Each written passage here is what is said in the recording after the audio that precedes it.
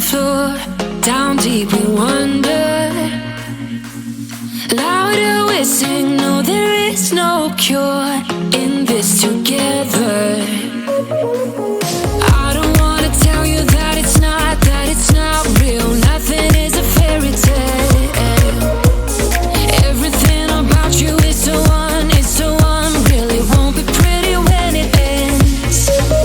Now how could I leave with your sweet love on me? Yeah, yeah. Something about you always makes it harder. When you got my lipstick on your white shirt collar.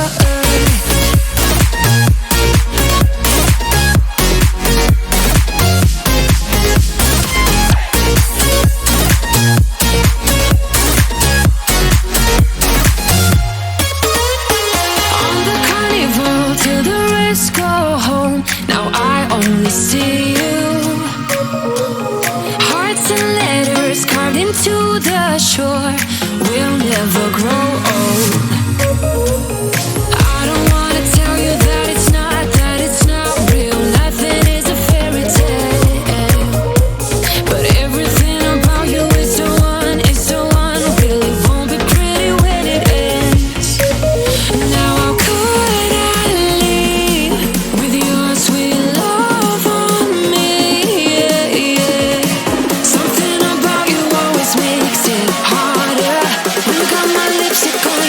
Shirt collar.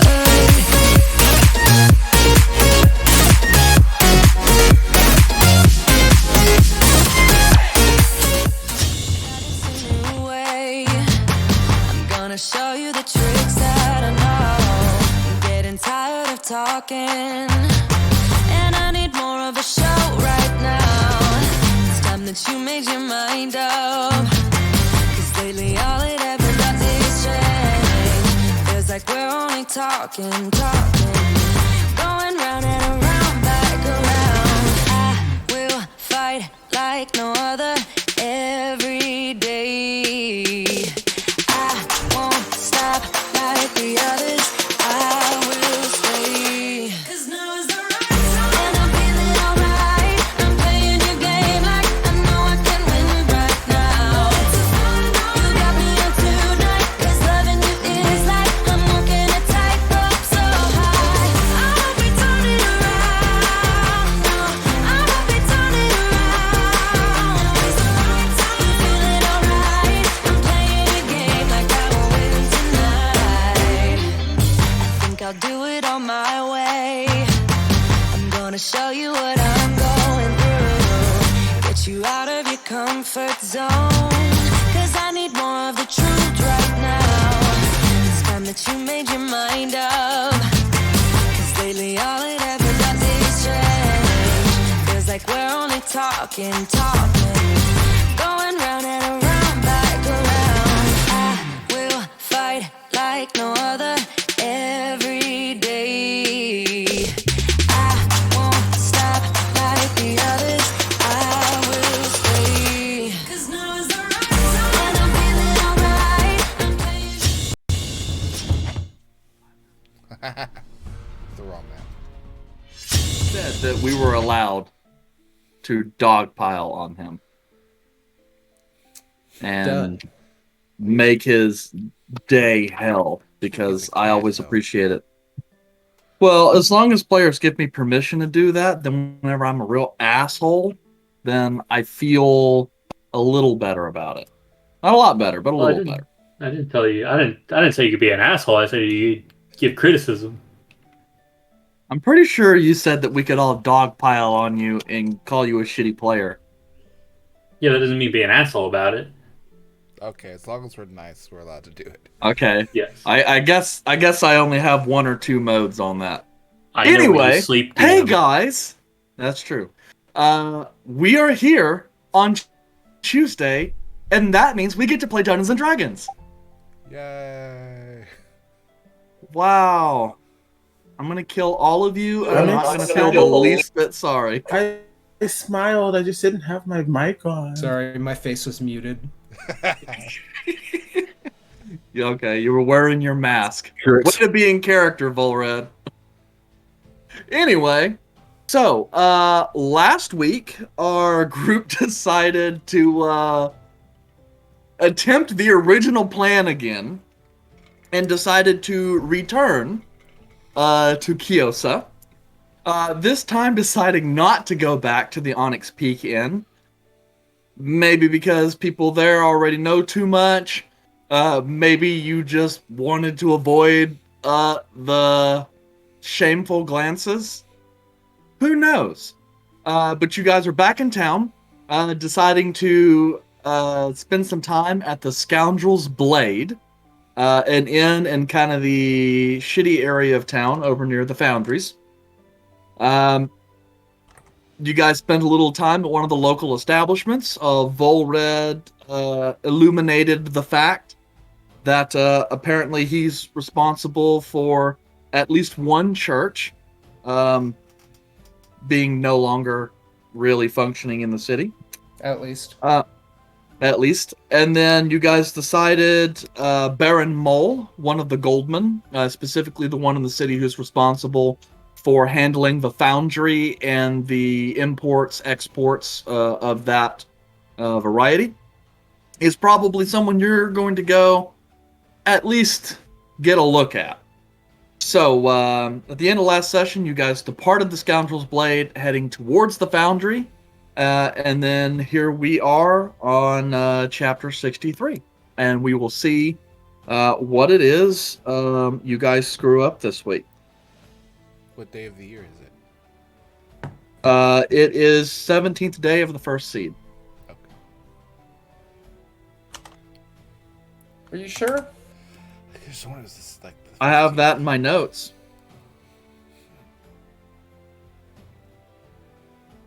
Okay, that is actually correct. My bad. I have been tracking it also because Calum requested it because he's got some religious rituals that are date specific that he is wanting to track for if and when they ever come up, because he said it would be quote unquote that would be fun. So yeah. So here we go, the morning of the 17th day of the first seed. Morning. Okay. So, as you guys depart the low sooty area of the tenements, heading north, I guess at this point, yeah, northeast, you head through a heavily, somewhat kind of ruined or derelict neighborhood that looked as though it once housed people and now is just a place unfit for except for those who choose to live in squalor. However, it doesn't take you long to pass through that neighborhood before you come through a set of large kind of stone walls with these sort of geometric angular designs, and pass in to a district made largely of clay and stone, with these 3- and 4-story tall buildings, very somewhat organic in shape, as if they're just lots of little buildings that have just kind of selected a floor plan based on whatever would fit there, and then built up. So there's 5-sided buildings, 4-sided buildings, 3-sided buildings, all in various heights. But the architecture here is what is noticeably different. The standard kind of functional lines that you see in traditional human architecture are sent to an absolute extreme, and then slightly modified in a Art Deco-esque style embellishment. As you look around, the citizen and populace around you begins to become noticeably less mixed and noticeably more dwarven, as kind of soot-covered dwarves in like thick leather and cloth clothing, kind of stained black and soot, are kind of making their way around, many of which holding pickaxes, others pushing or leading carts filled with cargo, some raw ores or coal. Some appear to be hauling boxes and crates of perhaps finished goods. Barkers out in the street are hollering out, trying to sell anything from small knickknacks to what looks like the bargain bin of food availability. And most people just seem to be traveling around, just doing their work day in and day out. You see farther east of where you guys are at, as the incline tends to go up the mountain, you see large kind of stacks, like chimneys, that go up into the air, billowing out large kind of columns of black smoke. And at this point in time, as you guys have even just spent a few minutes here, you can start to kind of feel and see small particles of soot that is slowly just kind of raining down and covering every bit of you. And Volred, I assume you're in the Arthur glamour? Yes. Okay, well, your clothing appears untouched. So, Okay. So that's probably a problem because if I appear untouched, that means bare skin would be not showing anything, right? right, I mean, your clothes look pristine. Probably not a big deal. Yeah, let me just clarify. Are they pristine enough for someone to notice something is up from a further distance than, say, like 3 to 5 feet? No. Okay, just wanted to confirm because we had that conversation before. You guys, yeah, I know. You guys have only been here a few minutes. You guys aren't dirty, but you are starting to notice that, like, when you rub your skin a little bit, there's occasionally a little black streak. It's like, oh, I'm probably going to have to take a bath after this. I shake in it, just kind of like. Ah, So, as you guys continue along, heading towards the foundry, after a few minutes, you come through the eastern gates into what is a smaller district. As you start to pass through, the roads become a little bit more narrow here, and the guards, dressed down, wearing more leathers and such, like studded leathers, still bearing tabards of the House Kiyoshi, kind of glance over and look at you guys, but don't interfere.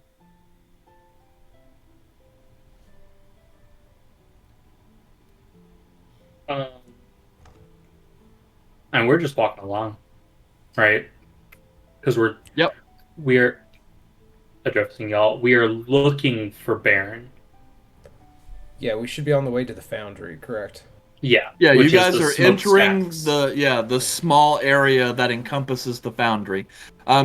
Glancing around, you can tell that, as Volred has mentioned previously, the refinement of ore and its subsequent production into other goods, primarily arms and armor, is one of the central economic pillars of Kyosa. As evidenced by the fact that this is perhaps the busiest area of the city that you guys have been, perhaps other than the shifting streets over in the caravan district. But you can also tell that, similar to the upper quarter, specifically the gold quarter, there's a heavy guard population here, and the guards here look more like thugs than normal guards. So, but glancing around, Volred, this is a part of the city that you have likely only ever visited once or twice, maybe a handful of times. But with the height of these buildings, At this time of day, you assume the streets get no light except for high noon. And everything here smells of elemental earth, phosphorus, sulfur, silicon, carbon. It's just a very industrial, very disgusting place to be. But yeah, I mean, that's it. You're not entirely sure where it is you are to go. Well, it appears that the foundry is off in the distance, just on the other side of this town. I've only been here once or twice, and if I recall, in Baron Mole's office, he had a safe. And I don't know if there's anything of interest in there, but if we can't get any information from following Baron, then maybe we try to go for the safe. Mm-hmm. I'm That'd be a good idea.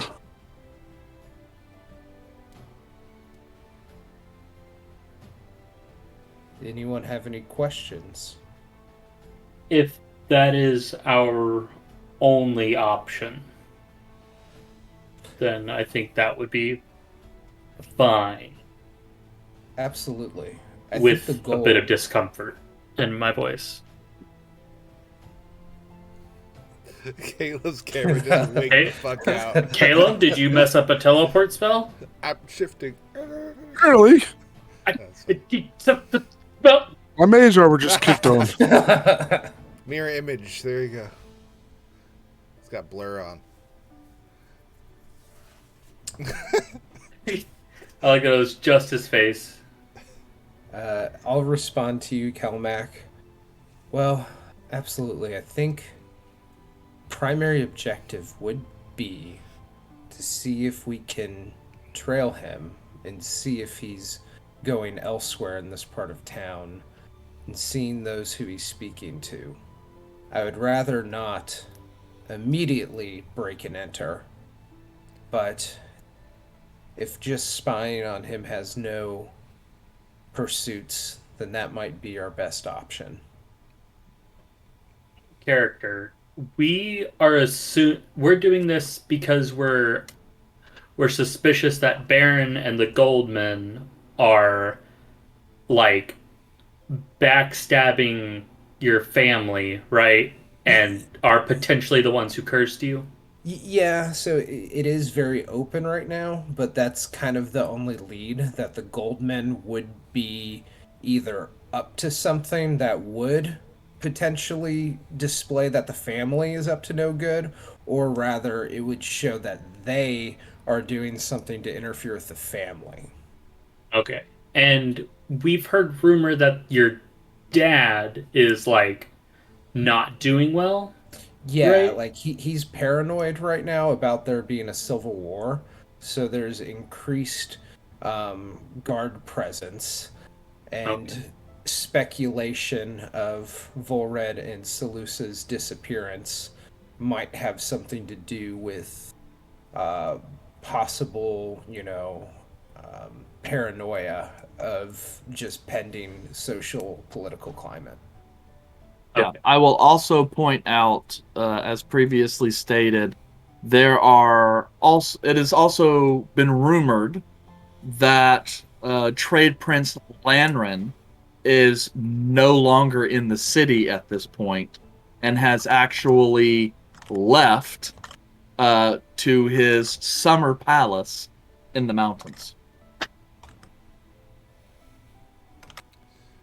He went to Colorado. Okay. A place you know quite well, Volred. Yes. Where do rich people go for vacation in the mountains? Aspen?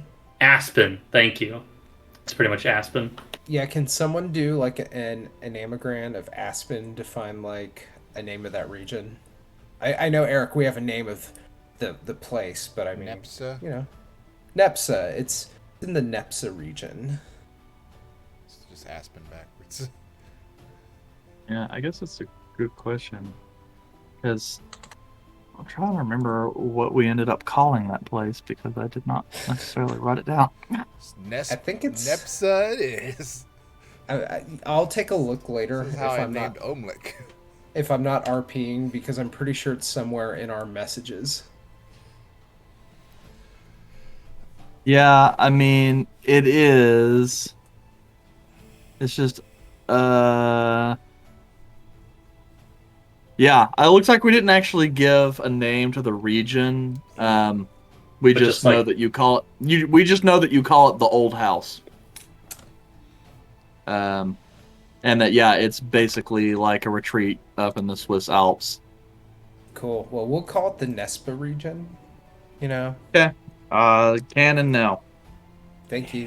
Nespa or Nepsa? I Nepsa. think Nespa sounds better.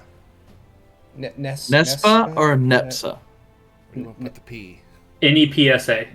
Nope. Hey, it's Bulred's area. Yeah, Let him okay, use yeah. his time. Whatever it's spelled, it's Nepsa because no matter what, my mind is going to say it, regardless if we actually named it the other way. Nepsa. Okay, and that's actually a valley, so that'll be the Nepsa Valley. Love it. Love It's- it. Good Nepsa. It's awfully close to Napa Valley.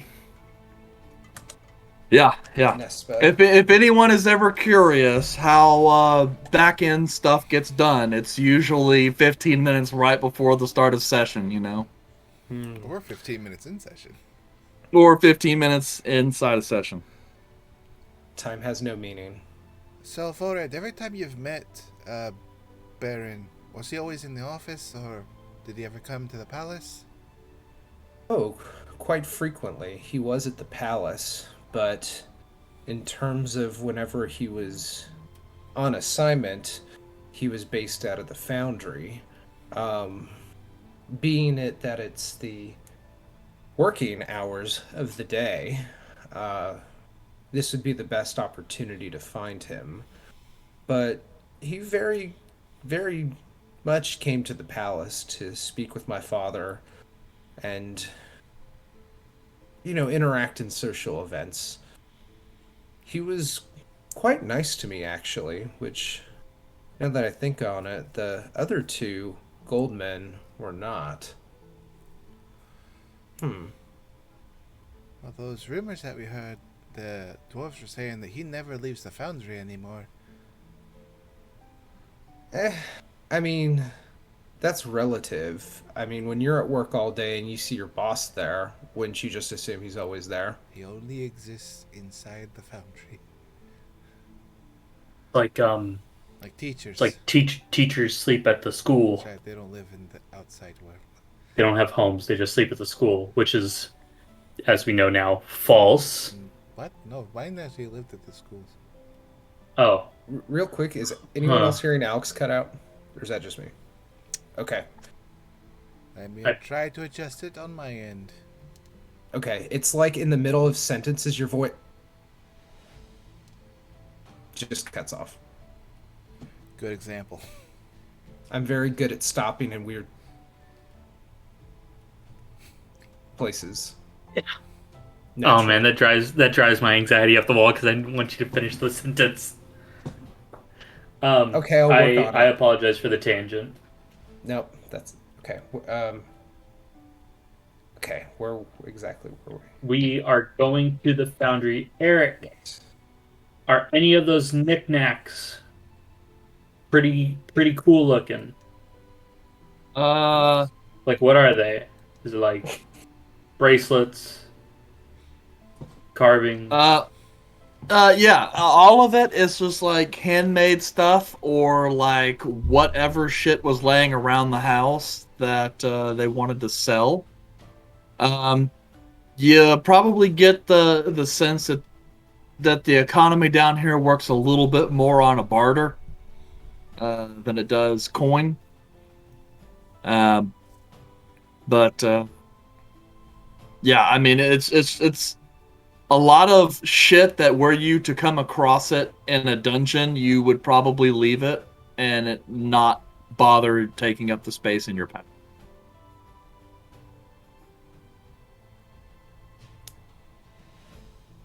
All right. I mean, like, how dense does the smoke get before we get to the main foundry area? Is it like Well, the foundries are designed to take most of the smoke upwards. So once you kind of get to the main foundry, where they actually look to be creating bloom steel, and smelting and casting ingots. What'd you call me? Just Sorry, continue. have an orphan sandwich and sit back. So, yeah, by the time you guys kind of get there, I mean, it doesn't take very long. Realistically, the forge is just a large kind of walled off section inside this little dwarven neighborhood. But once you guys kind of start entering the forge area, a couple of the guards kind of start making their way over towards you. One of which being this kind of half-elven man, kind of really pale and kind of dark brown hair that's just kind of tied back and kind of a little bit of a man bun. Kind of looks you over a little bit and goes, "Hello, I don't believe you're supposed to be here. This is a restricted area." Oh, I didn't see any signs. Were there signs there? No. Okay. But he kind of goes, "Yes, but..." He's kind of looking around. "I find it hard to believe that you have some sort of business here." Kind of glancing around. "Merchants or adventurers?"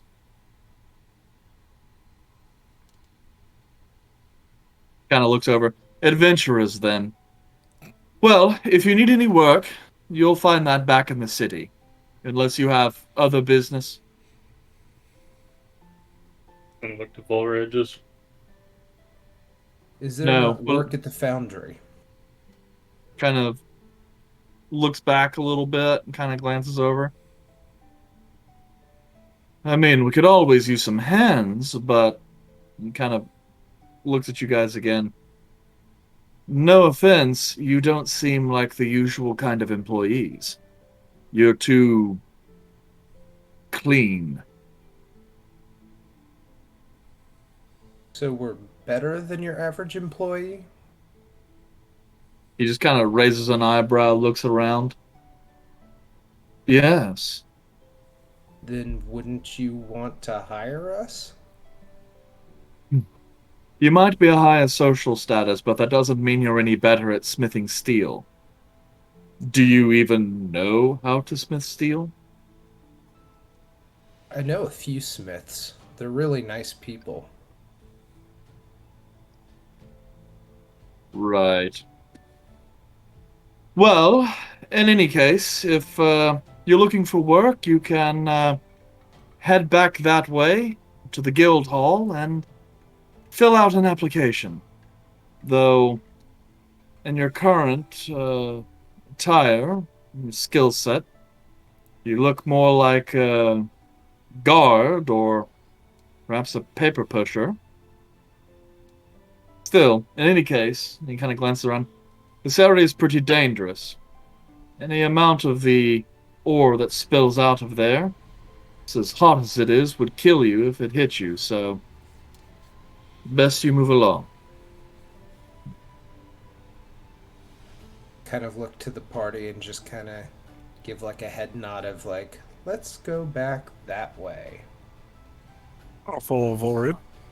Bye-bye. All right. This is quite the lovely place you have. See you later.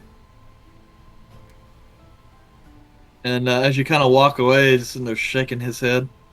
Fucking tourists. You kind of make your way back towards the main section of the Dwarven town. This time, just kind of taking a bit of look around.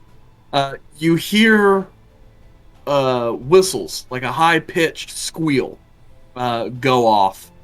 As it seems then, after over the following few minutes, a sort of changing of the guard is done. At the end of shift, as a large number of dwarven workers kind of make their way out of their homes and start streaming up towards the forge, and other workers from the forge kind of make their way back down into this little neighborhood, kind of eyeing you kind of a little bit as you go by, kind of wondering what the hell you're going on. But most of them kind of disappear into individual homes and tenements. More so seem to kind of head down the road, and you can kind of spot them. A large number of them kind of making their way inside of this large kind of five-sided building on a corner that, from what you can tell at this distance, looks to be some sort of tavern. The rest of the people just seem to be going about the usual den. What is the name of the tavern? It's kind of hard to see from this distance, but if you want to get a little closer to check, you can approach and you see a small sign hanging above it called the Enchanted Goat. The Enchanted Goat, he says. Yep. How enchanting. Um, Should we go in? all While we're the walking towards that direction, Caleb will look around to the group. Do we want somebody else to go invisible to inspect more? Or what do you guys think? That Uh, might be a good idea. but also if you get caught there, that will make a very large ruckus. As for some reason they don't want people wandering in, which, albeit, is a safety concern. Yeah, is there a specific regulatory group in Kyosa, like OSHA? Kyosha?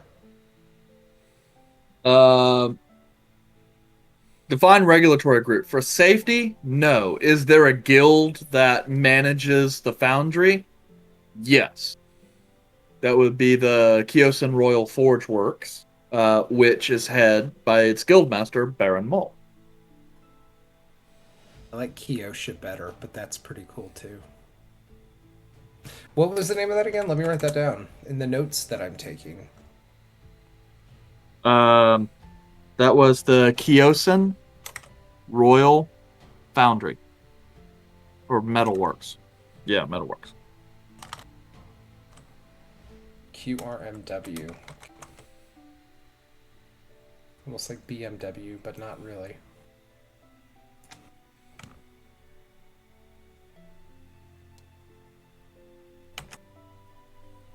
So Caleb, tell me more about your idea of going invisible. Went invisible. Oh no. He took his own advice. Oh no.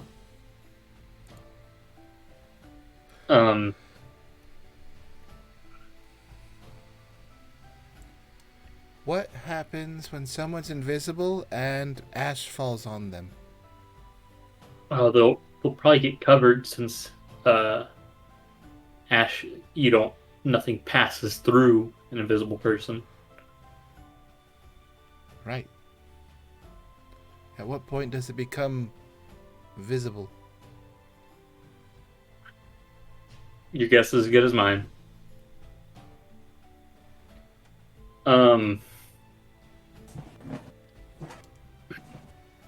I understand there is a danger in revealing our hand, but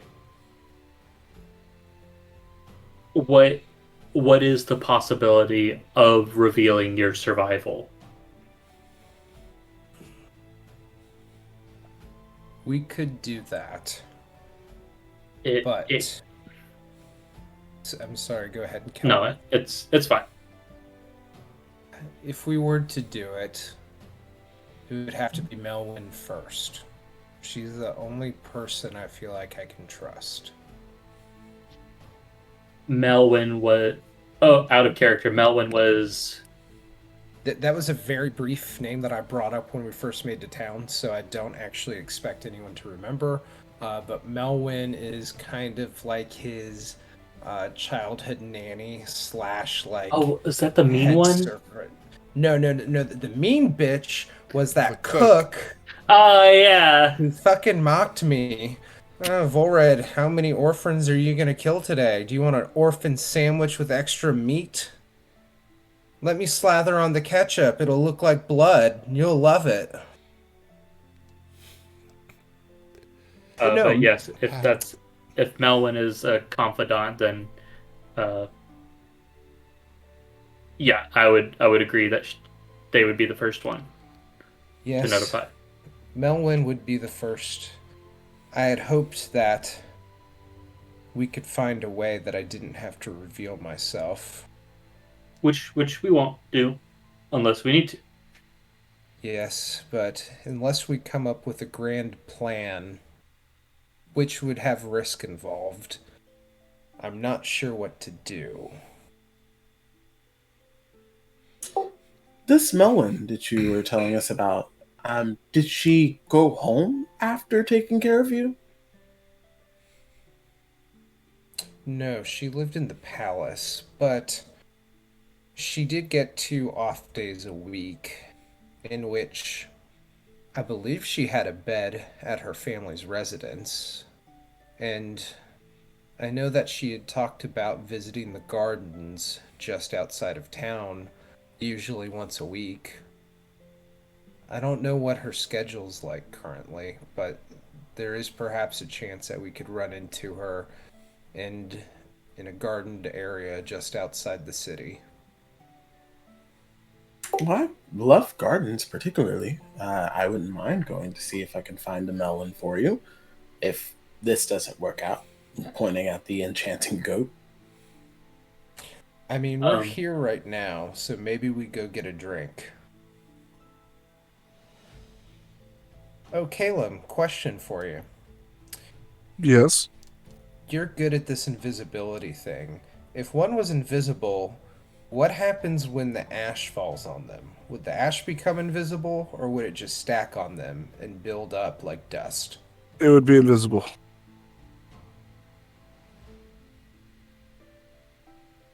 Okay. Good to know. Now, if something were to suddenly fall on you, like a whole bunch of flour, yes, you would have a silhouette. But slowly, given things like the ash, that would slowly disappear as well. Okay.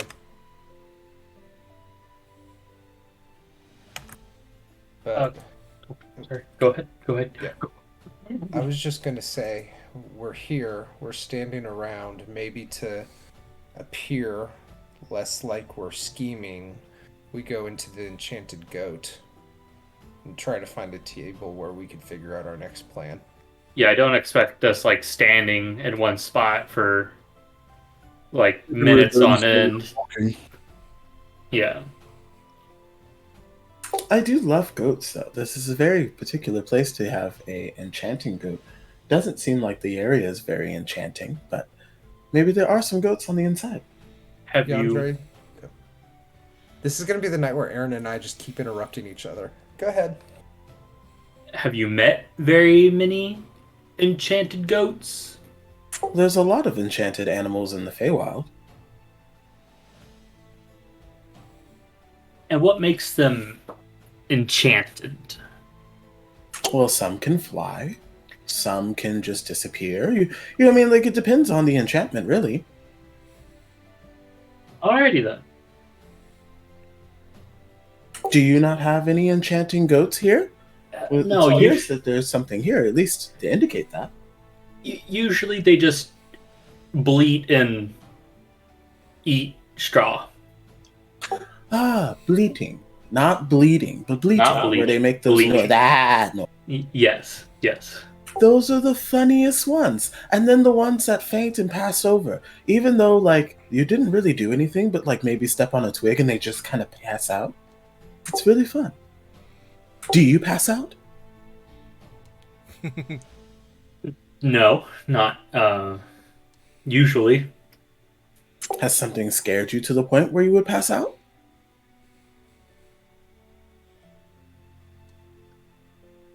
I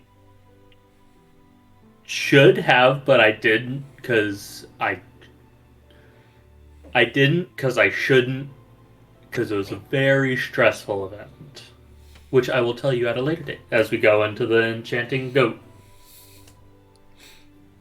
I think he's passed out. As I walk in. It was a very qualified As you statement. head in to the Enchanted Goat, this tavern is massive, nearly 4 stories, open on the central core, and has just kind of like balcony seating all the way up, with kind of large stone staircases that just kind of slowly ascend. You assume that at least a few hundred people could pack these floors if absolutely necessary. And you're sure at least a couple hundred pack these floors at the moment. Most of the individuals here appear to be dwarvish, though you can pick out a couple humans and halflings, the occasional gnome around as well. Most of them appear filthy, chatting, though there are a couple individuals you see that are wearing more like robes, scholar type, and then a few that appear to be dwarven merchants of some kind. As you kind of come in, the crowd appears quite shady looking, and about half of the people here appear to be openly armed, usually with daggers, short swords, hammers, maces, smaller weapons, nothing so large as a greatsword, but items that have both combat as well as a functional purpose. Though there is a half-elven bard that appears to be playing some very good music to jaunty tune to keep the energy up. As you kind of glance over at the main bar, the bar is rather large and has only one bartender who, as you kind of look over, seems to be this very large draconic human that has kind of gleaming gold scales and these horns that kind of come back a little bit, as he wears this very vibrant orange and red kind of shirt and like a doe skin leather apron. So it's already packed. So I'm assuming there's not a table immediately. There's evident. tables. There's Okay. tables. It's just it is crowded, so you might have to go up a couple floors.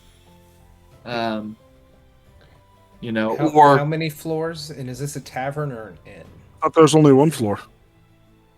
4 nope, floors there are 4 floors. of tavern, 4. not inn. Okay. Yes, it is a tavern. At least you don't see any evidence of rooms. On this floor. On this floor, at least, yes. That the person that you just described, is that someone who Volred recognizes? Nope. First time you're ever seeing them. Okay. Perhaps could even be the first time you're seeing a Dragonborn. Who knows? Keandre is going to lean over to like Izal and say, I'm not seeing too many goats here. Much less an enchanting table that a goat could actually use. Maybe they're invisible.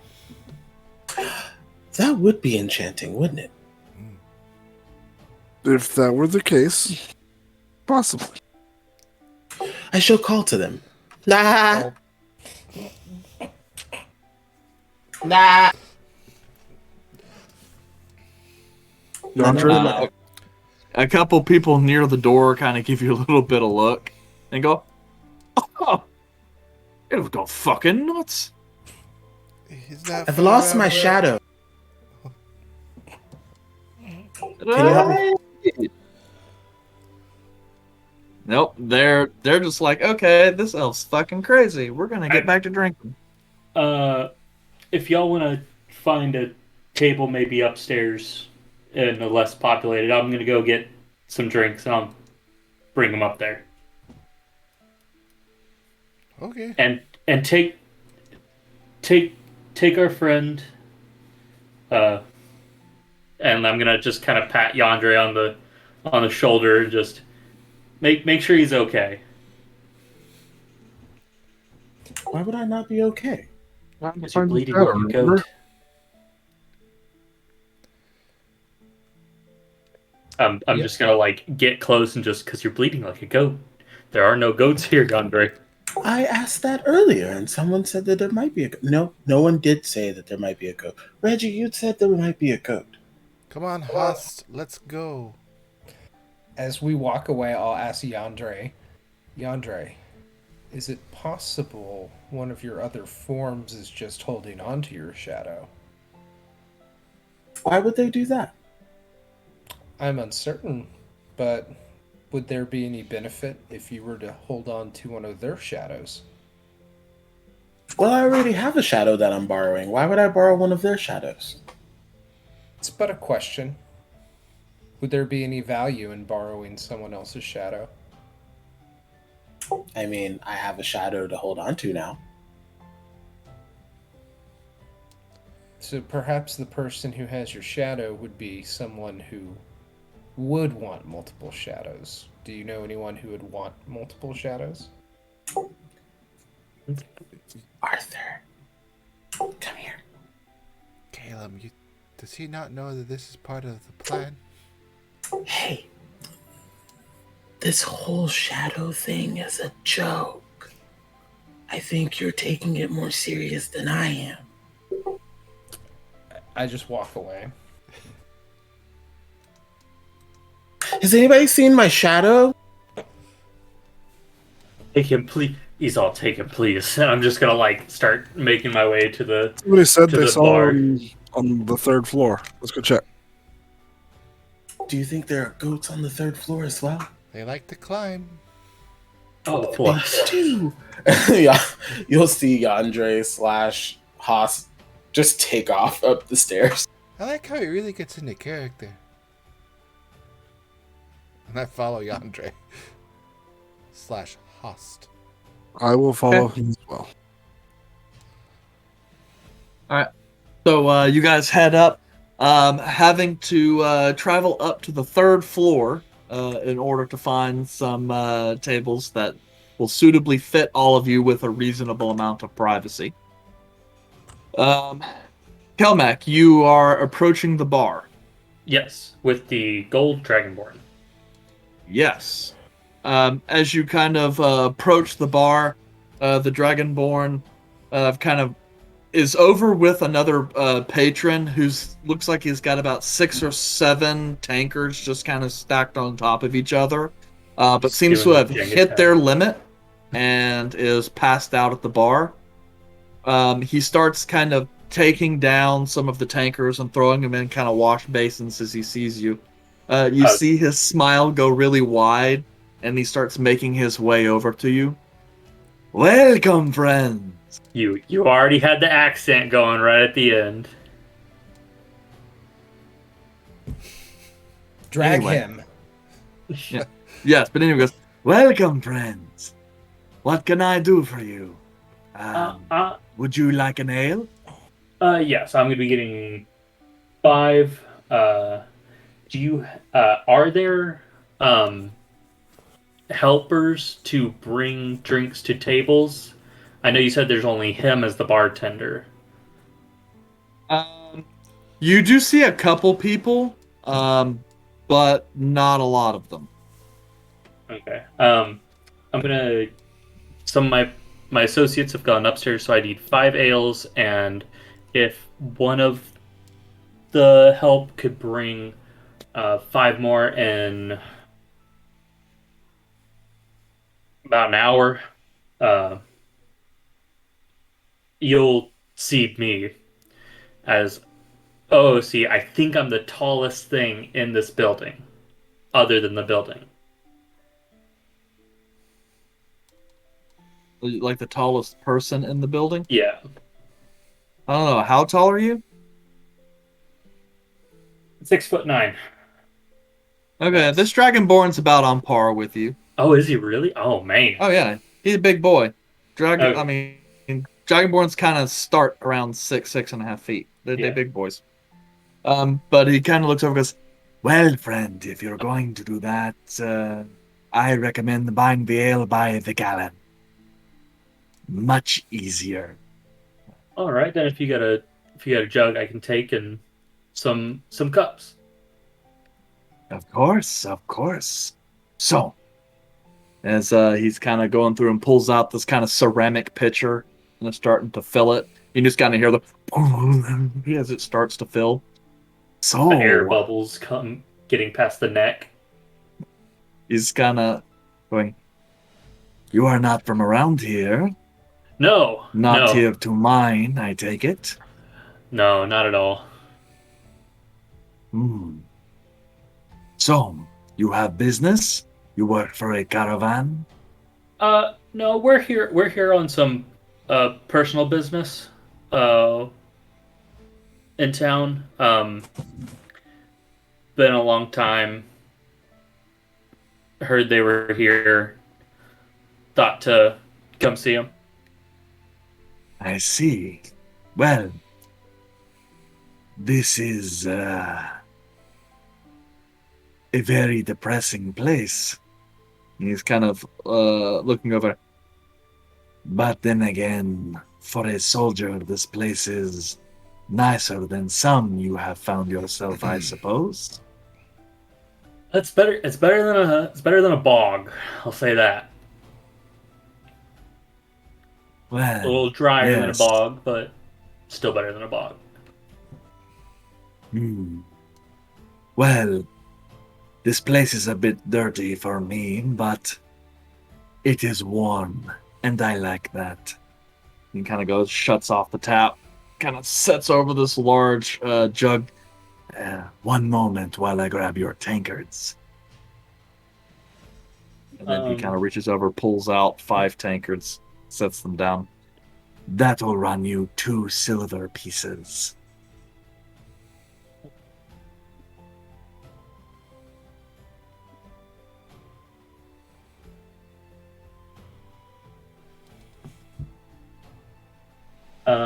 I'll give him. I'll give him 3. Okay, he takes it. Thank you very much for your patronage. Kind of slides it in. Well, if you need anything else, feel free to let me know. By the by, we did encounter some dwarvish associates yesterday who were not very happy with the town. Is this place becoming a powder keg? Powder keg. Strange words, but if you mean is the town primed for violence, hard to say. I do know that there is a season of change, and there has been some discussion towards that end. But I believe most people feel that violence will not be necessary. After all, the trade prince has not left his mountain home in a number of weeks. And, well, let us say his successors are nowhere to be found. a So, sad thing to hear, but it's always nice to consult the alcohol handlers. Y'all do have an ear on the ground. well, yes, but in any case, I suppose most of the people here are just hoping that when there is the changing of the guard, so to speak, they're still able to collect their paychecks. I hope so too. Well, worst case though, many of them can simply return to Barbaram. I, however, have much farther to travel to head to my own land. Oh, where are you coming out of? I am from Shelnar, specifically the port city of Oman. A long way, yes? That's a good distance to travel through. Yes. I was told it was much colder here in the north. I did not realize how cold. I made it farther north into the Ashland, but that was too cold, so I came back farther south. I was, I'm glad you didn't stop saying it was cold here because it was a lot warmer than up there. Um, but I'm glad It you is found still somewhere pretty to. cold for me, but, well, Uh, I make it work. you do what you can. But thank you very much, and I will grab the pitcher and the cups and make my way up. Okay. So, Da da da da da. as you return, what is the conversation on tap? As Kelmac returns. Are y'all talking about anything, or y'all just? Do all goats faint, or is it just a certain kind of goat? You know, I've seen a lot of different goats, but only certain ones faint. Have you ever tried to make one faint on purpose? Ones that I knew already fainted, yes. That's a It terrible, sounds entertaining. a terrible self-defense mechanism to just faint. Well, I mean, once they faint and you poke them a couple of times, they don't really move and you get kind of bored. For some it works, for some it won't. Just gonna put the cups in the pitcher down and fill a cup and sit down. So there is how populated is it here, Eric? Not the town, the floor we ended up on as The private floor as you possible. ended up on is, well, it's not as private as possible. But you guys made it to floor number 3 and said good enough. I assume, based on the eye roll that Azal gave, when I mentioned 3rd floor, she nixed any option of a 4th floor. Look, stairs are a curse. So, you managed to find a spot. This one's, I would say, probably like 50% full. But you managed to find one that's, got a good 15 feet on either side. As long as you speak in hushed tones with the general din, no one should be able to hear you. I will recount the conversation with the Dragonborn about how the trade prince has not been seen in weeks, and that there is a feeling of transfer of I'll use his language, a changing of the season. Guard. Changing of the guard. No, he said season. Nope, he's at a changing of the guard, so to speak. Okay. Meaning change of power. Yes. So it's very possible And I'll just get quiet, just he's either dead or he's about to be.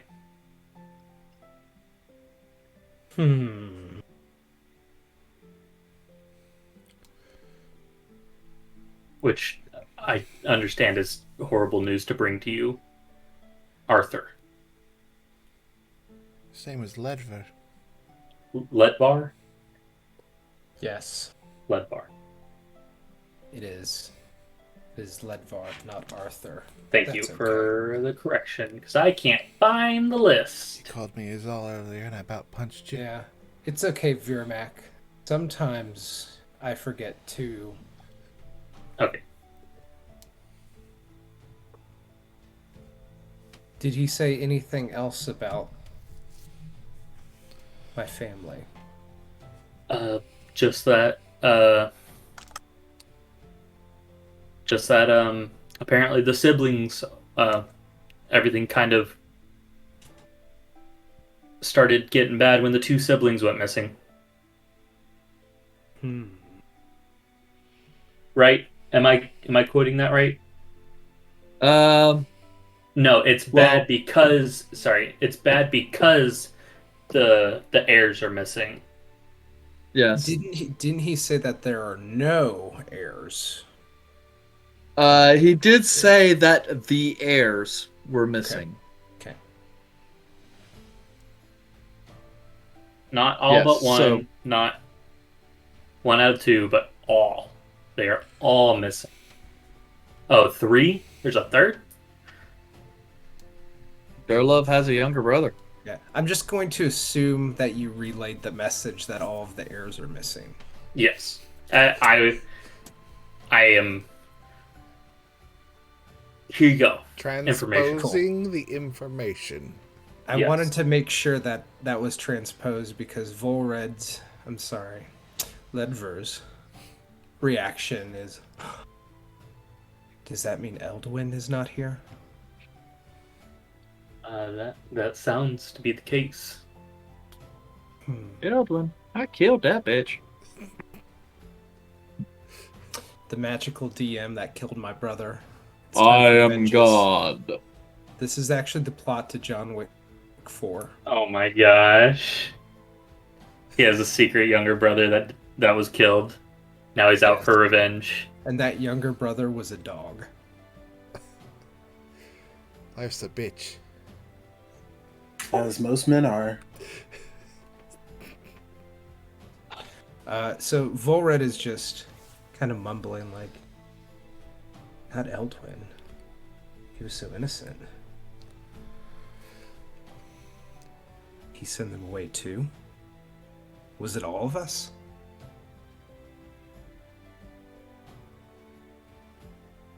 And then Volred gets lost in thought. They Maybe. say this is the first we're hearing of Eldwin going missing, correct? I believe this is the first you guys are hearing of Eldwin, period. Okay. All we knew mean- was your sister. Listen, if we want to rewind it, when Volred died, he kind of said, "Help me, Eldwin." In which I did. The name is mentioned, though you Yes. didn't mention who Eldwin was. I thought I did mention it was my brother. My fault. Maybe, maybe not. You mentioned it to Arthur, but Arthur is no longer here. There Arthur's we go. right there. Shut up, Ranla Greywood. Greatsword. What? Ranla Grey what? Grey- Oh. Did I Insulted write my your- family. Did I write your name wrong? Was it Graysword? It's supposed to be Greysword. Grey. There's a great. Yeah, I messed up and didn't put the S between gray and word. It's a great sword. Don't look at me like that, Leo. You're giving me that look.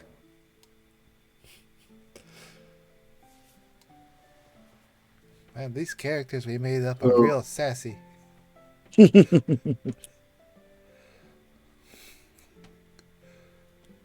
I think that has now become our priority.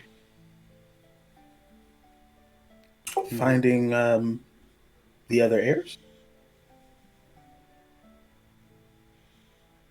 Do we really have to find Seleucia, though? No. I mean, No, but if another one of your siblings that you actually care about has gone missing, you should find out what happened to them. Which I think the best Because person to talk to would be your maid. Melwin. tensions in this city have risen, and it's being forcefully pushed. Especially with all three heirs being forced out, one way or another. Something is happening.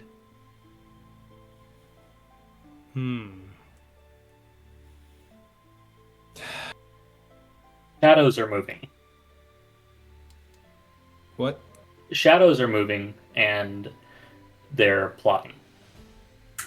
Wait, what shadows are moving? Did we find my shadow? No, not your shadows. Is figure of speech. Figure of speech. No shadows are moving. Oh. He really stays in character. I know. I keep forgetting I can't mention stuff like that. We're in a public place. Gotcha. I have to keep talking like I'm missing my shadow. I should quit bringing that up. Sorry, it's my fault. You guys are really bad at these characters. Not very charismatic. But yes, the contact should be reached out to try to get the full story of what's happened. I've got a question. Yes, Ranla. Ranla. It's a soft A, not a mean hard one. Ranla. I'll punch you. I will swear on all the gods I will dick you in the face. Hey, at least it rhymes. you will become religious for the sole purpose of destroying you. Ranla's gonna punch you. I'm probably more religious than anyone but Yandre. And he's spiritual. I don't know. Caleb spent a lot more time. Yeah, he's Doing arcane religion religion. shit. That's Hey, the difference. Caleb summoned an angel. Yeah, Caleb's practically Protestant. I regularly talk to gods. I could call up the family too. I'm not afraid. Yeah, but will they come or will they abandon you? Who knows? It's 50-50. Some priests do both. I had a question. Ledver, how far is the the other house? The old home. Old home. Well, it is up in the mountains. DM, how far away is this? Like a trek of? I'm assuming he took carriages up there. Yeah, half a day at most with a carriage. Damn, that's convenient. But if we want to go, I would think staying off the road would be safer. Do we want to go there first or try to speak with Melwin? I think Melwin first. We will definitely go there, though. Because, remind me, Eric, we are on the east side of town, correct? Trying to figure out. Yes, technically the southeastern part of town. Okay. I will also just kind of remind you that the Nepsa Valley is only frequented by your family and the people they allow, and so it is heavily guarded. Gonna kill some guards. So I will relay that information. I don't have my list of fake names in front of me right now. Ron, it might be difficult to make it to the valley because there's so many guards. Remember, Only my family and distinguished guests should have access to the old house. But it's definitely a place we should probably go.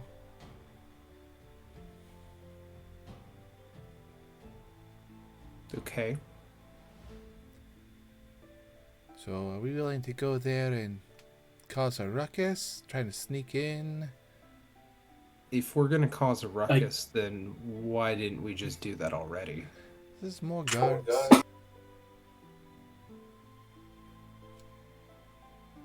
Host. Yes, Host. I distinctly remember you, love, what's your name?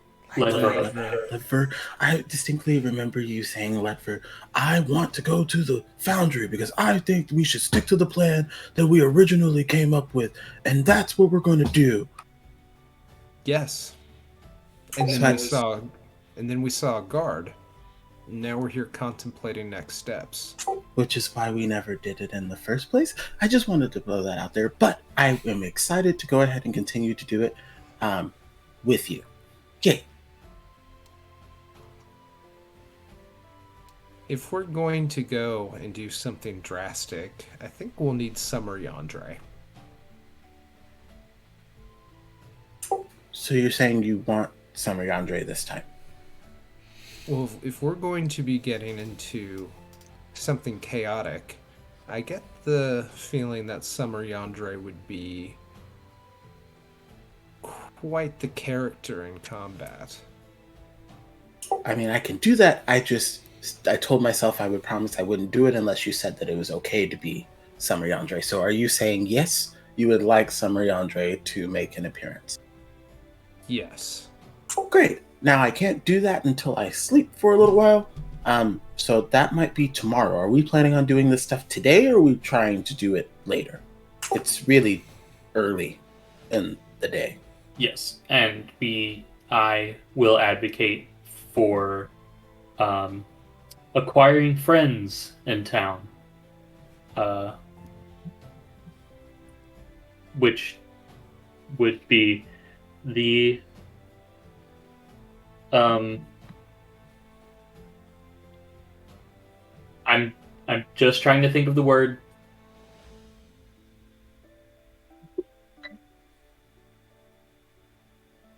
Need friends in high places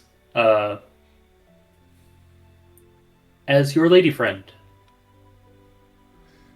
Lover. We could split up. We could split up.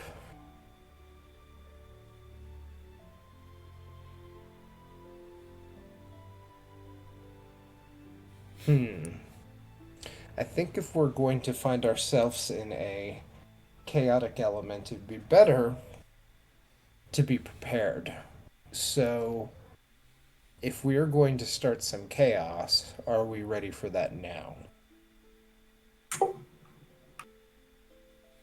Yes, Yandere. Not if you want Summer Yandere. Again, that would have to be tomorrow.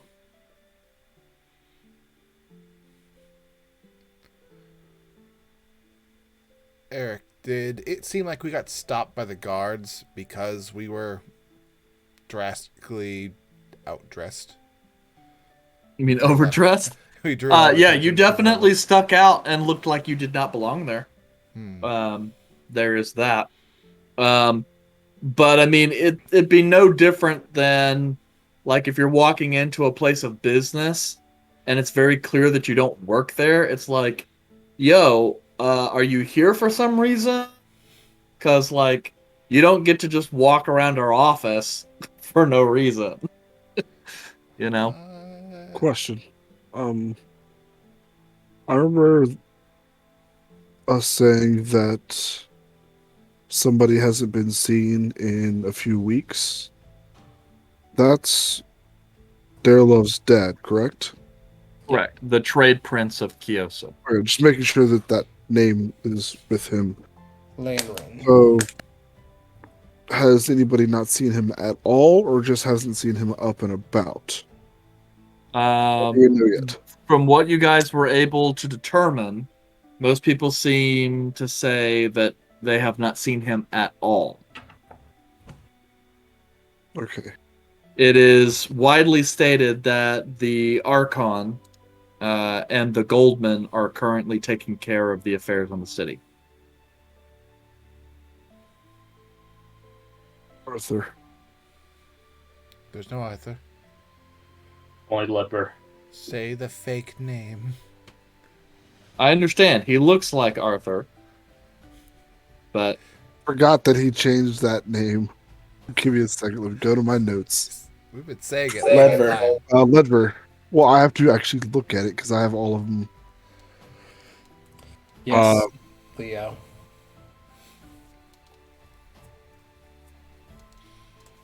Before we go into chaos mode that we were talking about doing, I think we should see if a father figure is still alive here.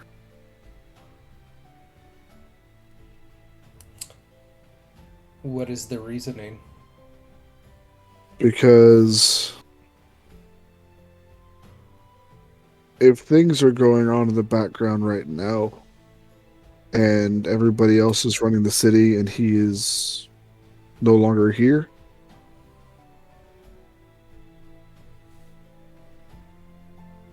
maybe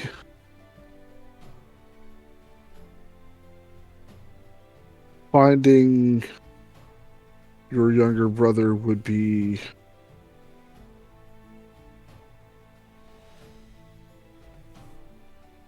I still think we should still try to find your younger brother, but if their life is in danger, I think we should also look into that as well. And his seems to be in imminent danger.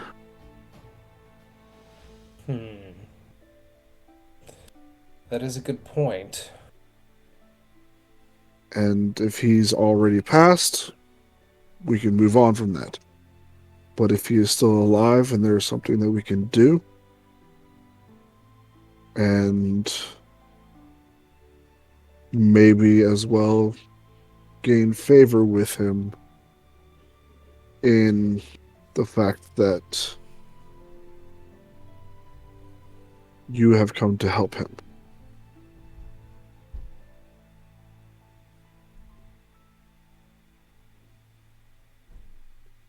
Maybe. This is difficult for me. It's matter- very difficult. I'm not Yes. saying we shouldn't still look for your brother, but I feel if he is away, he is safer than he is if he is here being held captive. If that is the case.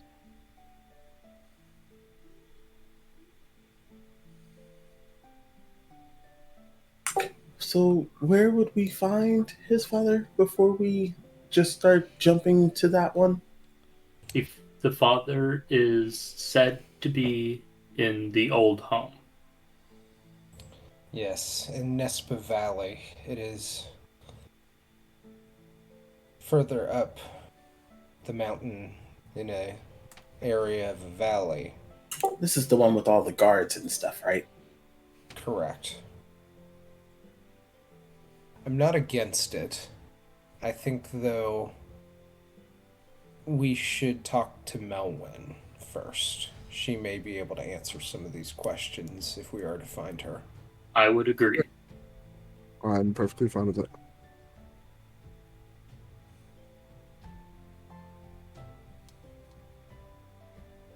Is there anyone else? So, Eric, is there anyone else in this bar that looks of interest? define looks of interest, as in they stand out from the usual people. Yes. Us. Yes. Other than you, kind of taking a bit down. Roll me a perception check. Ooh. Okay. Ooh. Oh no. deduction. Ooh, it's gonna be warmer tomorrow.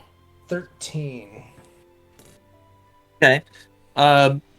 You kind of glance around. Most of the people here look much like what you would expect. One thing does kind of catch your eye, though, as you kind of glance over. You see a figure in like a really dark gray cloak that seems to be kind of sitting over by the door. What surprises you is when you look down, you can actually see that he's actually staring up and looking at you and your group. Um, and as he kind of, your eyes meet, he looks away, gets up, and walks out. Hey, everyone. There was someone down there staring at us. I looked over at the front door, and there was a cloaked man. Our eyes met, and as soon as that, he walked away. You fell in love. Very suspicious. The whole city's very suspicious.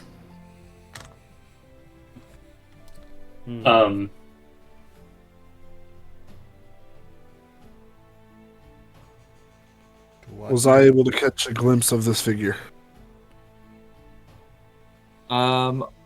I would say no, because you weren't explicitly looking.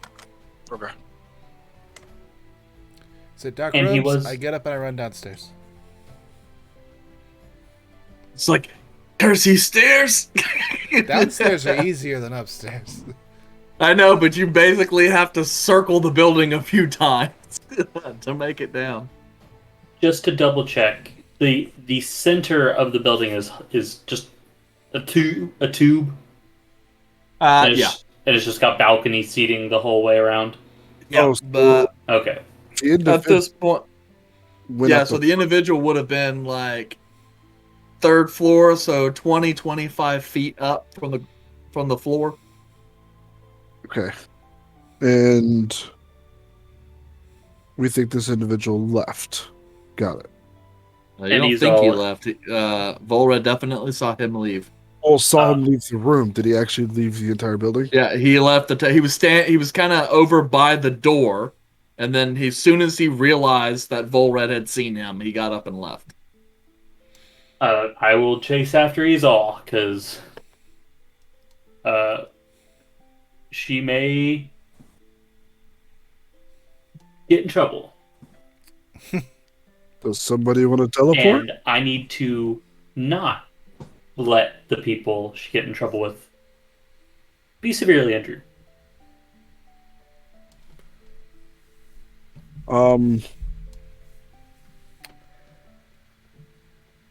I don't even know where Remember? this person went. I didn't make eye contact with them. I heard gray robe, I guess, and I started chasing down the stairs. Ludmer, you want to take the fast way or do you want to walk down? Let's take the fast way. Probably Grab should hold of teleport Ludger's and visit- shoulder. okay. And I'm going to teleport, use Dimension Door, teleport right outside of the front door. Okay. Roll me. One of you, roll me a perception check.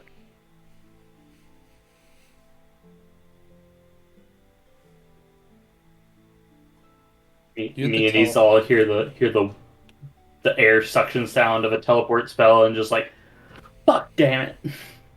You're like, Let me get.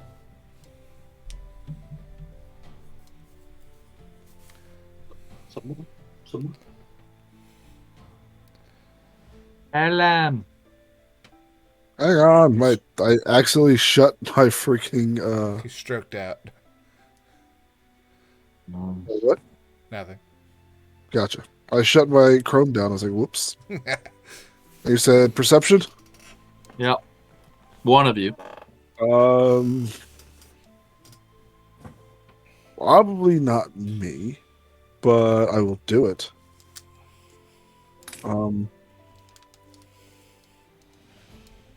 You should probably do it. Me? Yes. Okay.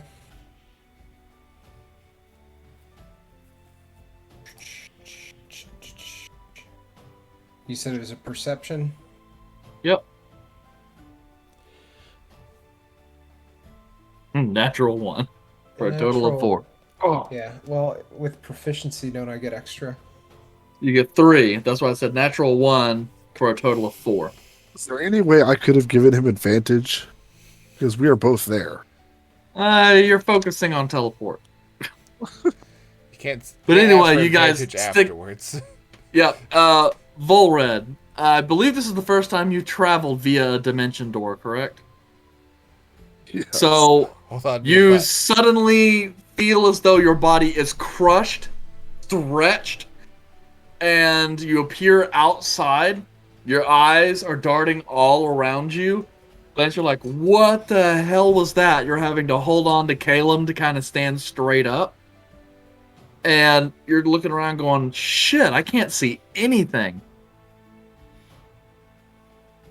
And Caleb, you're just watching as Volred seems to be heavily disoriented. You can kind of see the little green skin come up his face. He's getting a little queasy. That sounds like a good trip. After I see he's incredibly distracted, can I see if there's an individual running away from us? Sure. They've got to make a little extra progress at this point, though.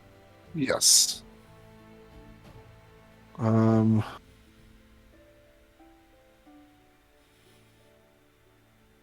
total. Cool. Which is great because this guy, unfortunately, I had rolled in that one for his stealth, so the DC was 5. So Volred basically had to not roll a 1. What she did. Well, but hey, it's thematic. Yeah. You kind of watch as this figure in kind of a dark gray cloak is kind of looking back at you guys. He's close enough to where you can kind of see his whites. He looks really surprised. And as you kind of look over and you meet eyes with him, you see him go, shit, and then turn around, and his brisk walk turns into a run. Far away is he? At this point, he's like, so you guys, you did that pretty quick. So he's like maybe 30 feet. Okay, so I will immediately.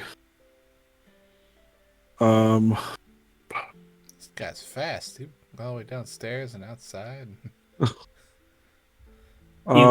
He wasn't upstairs with us. He was He on was the front door. downstairs. Mm. Yeah. It's just some guy in a robe who likes looking at people. He got called out on it. All of a sudden, it's like, shit. I don't like public. Like, Let me see what I got in terms of spells. I'm going to. Misty Step. Yes, but then it. Fuck it. I'll Misty Step right in front of him and try to grab onto him.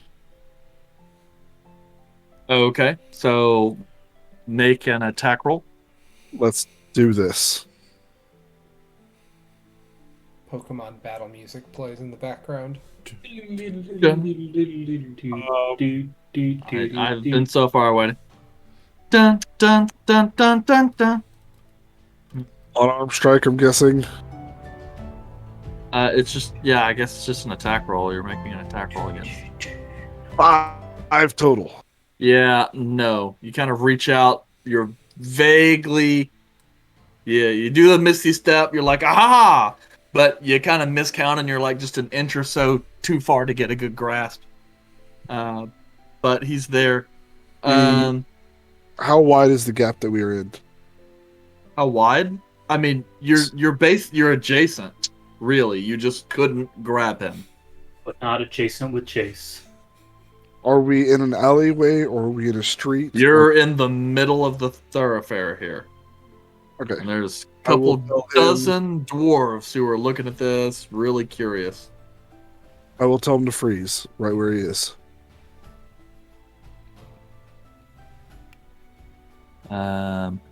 Okay, roll me. You warning him?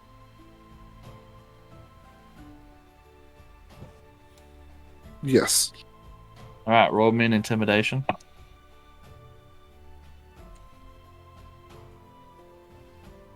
Ten total. Yeah, he regards you for a brief second, kind of glances over, looks at Arthur, and then kind of looks at you. He looks like he's deciding he's going to try and. I mean, he's gonna leg it. So he turns around, but at this point, as you kind of see him, you can see he's humanoid, but has elven features. Though not full elven, perhaps half elven. And as he turns around, he's going to just book it with pretty considerable speed. Do I have an attack of opportunity? I mean, okay, are you holding a weapon of which you can make an attack of opportunity? I'm going to use my fists. Yeah, sure, I guess that works. With that whole 10 strength, he's a monster. Hey, he got a little more ripped. Hence the 10 and not the 8. 19. Okay, you managed to sock him in the face, I guess. I'm going to exchange that for a shove attack. So now it's going to be my athletics versus his athletics or acrobatics. He's definitely going to go acrobatics.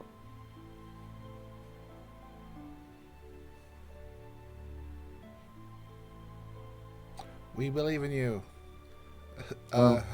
Yeah, Host, watch that the way he at table. least 9. His, he is knocked prone. Yep, you just go and basically shove him, and he kind of trips forward and splats on the ground. I said, stay. You kind of hear that as you kind of hear clanking, and you look down. A couple guard members from down the street are kind of starting to make their way over to you quite quickly. That's all. You're kind of going boom, like you kind of bust through like a couple people who are on their way in. Oops. What is Ledford doing? Sorry. Excuse me, pardon. Yeah, but Izal's kind of just out there finishing, looks down, sees what's going on. So, at what point do I see the guards? Right about now, you see Caleb's basically trying to have a wrestling match in the middle of the road. Winning. True. Look, that wonderful bale ale you got seems to be working wonders for your physical athleticism. But, yeah. This is very quickly becoming a spectacle.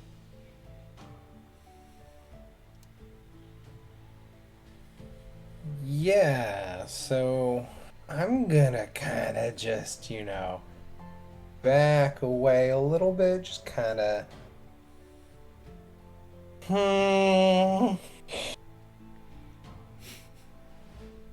Smart move. Distance yourself from this. I can't get caught.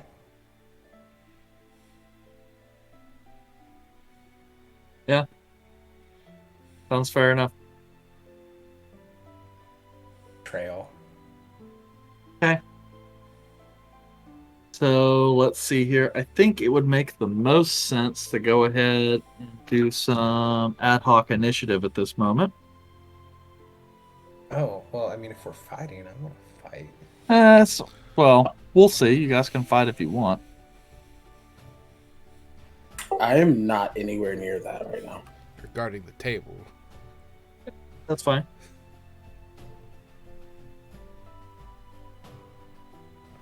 So what'd you get, Caleb?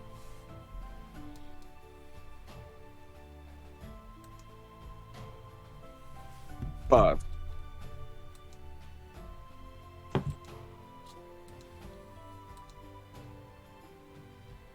Damn, how many times you gonna do initiative? I couldn't get it. I didn't know it was clicking. I got 4 initiative rolls. Excellent. Yeah. We're gonna go off the first one. All of them are above mine. 13. They got better as all it red. went. What'd you get? Oh, I'm actually rolling.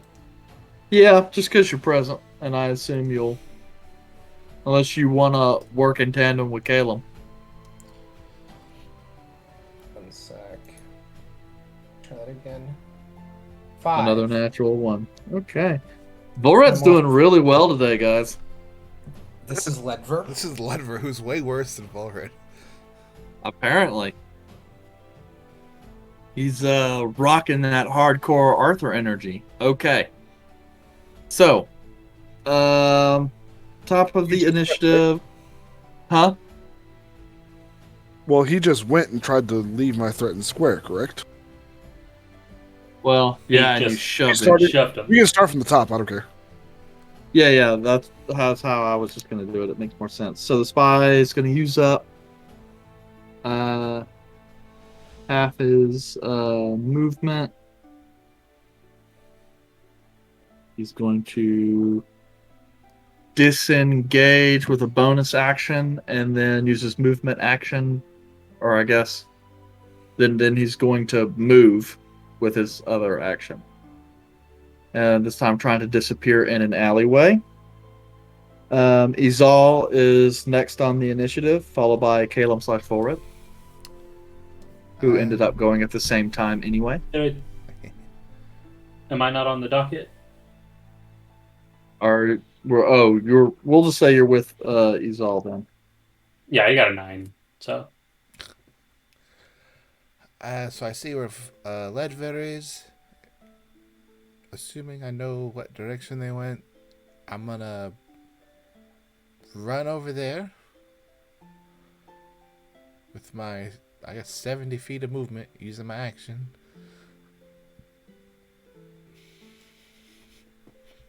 Okay. So with 70 feet, you can actually make it to the guy running away. What are we doing? Trying to get him to stop, but he keeps on running away. Let's run past you. Hey, you in the robe, stop running. He's a slippery bugger. Quit making Leo look bad.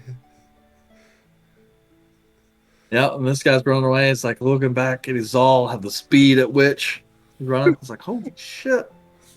He's Wait, all looking shit. at the damn freight train. Not very good at turning. wait till he sees the next thing coming down that alley. There's a lion. Okay. And then Killer, I assume, or Kelmac. Yeah, so Izal moves at 70 with move dash. I move at 90 move dash, so I'll just follow behind Why do you Caleb said- do 90? because my walking speed is 45. Oh, okay. That's How far away is really the guy good. from? Well, Leonin get 35 base, and then Glory Paladin gets 10. Thought that's Okay. when you use your channel divinity. No, it is Channel Divinity just gives me bonus to, or it gives me advantage on strength checks. Even better. Or I get Yep, Inspiring just- Smite, one or the other. Yeah, it says your base speed is 45. Whee! I'm fast. Have you But yeah, I'm just gonna try to like. Is the alley wide enough for me to get past them? The guy hasn't made it in the alleyway yet. He's Oh, he running hasn't? towards the alleyway. I would block the alleyway. Yeah, I'll just zip past them and just get in his way. However I can. Okay. Let's see. As you manage to pull that off, it's be Caleb and Volred, Red can go first. because the guards actually managed to roll a lower initiative than y'all. Leave it to the Yeah, police. I'm just going to fuck it. Oh my god, look. I'll run up to where they're at. Okay. How many feet am I away? Well, you would be standing next to Caleb, So you're about 30-ish feet away from where Izal is, and I guess Kelmac's just beyond that. I will go over there because I have 30 speed for walking. Mhm. So I will use that as movement. And is there anything I can do to try to grab this person? Yeah, you make an attack action first off. Yes, I'm asking which action. No, it's an attack action. That's a grapple. Got it. So is that is that what I do, the unarmed strike, melee attack? Yeah, just do the unarmed strike. Perfect. And if you hit, then you do athletics versus acrobatics or athletics. It's a 12. Which just hits. Okay, and you said I do athletics or acrobatics? Well, you do athletics, I believe, and he gets to choose between athletics or acrobatics. Okay, so... Motherfucker. 12. He also rolled a 12, which I believe ties go to defender, if I'm not mistaken. Well, When no, his is the essential AC, so he got a 12. As long as you hit or surpass that, you succeed. Yeah, see, we just don't use this very often, do we? Well, we did last campaign. This mechanic sucks. Yeah, that's true. aggressor makes the AC, makes the check. Well, if it's So tied, meter that beat. means it's a success no matter what. Yeah, so meter beat. Oh. What you meant? Spaghetti-o. Uh-oh. Stinky. I mean, it's Yep. a success for the guy trying to break away from the grapple. That's why I said, uh-oh. Oh, I thought it was a sarcastic. So, like, Uh-oh, hot dog. weren't you trying to grapple him? Right, the aggressor. Yeah. Oh, the aggressor sets the DC. Gotcha. Yes. I misunderstood the. Got it.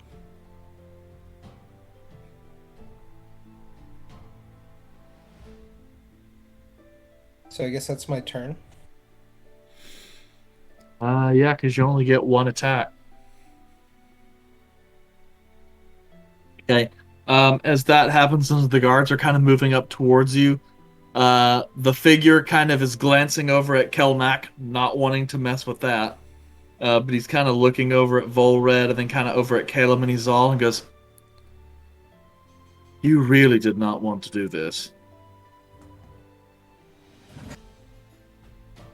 I never want to do a And- lot of things. Yes, and so the guard at this point kind of catch up to this little rousing entertainment. Several of them have pulled out swords at this point. A few of them are kind of flanking around and are kind of leveling spears at you guys. Whoa, I got no weapon here. One of the guardsmen kind of steps forward a little bit, one with the sword, kind of glancing, going, "Now what's all this? Making trouble in the city of Kyosa, hmm? No And in trouble. such an important district." No, we didn't mean to interrupt everyone's peace. Just we were having a private moment and This individual decided to butt in. They're trying to find out why. And he took off. We haven't hit him. All we've tried to do is stop him from running away. At this point, the guards are kind of looking around, and one of them kind of glances over to the dude in the cloak. "You, hood down."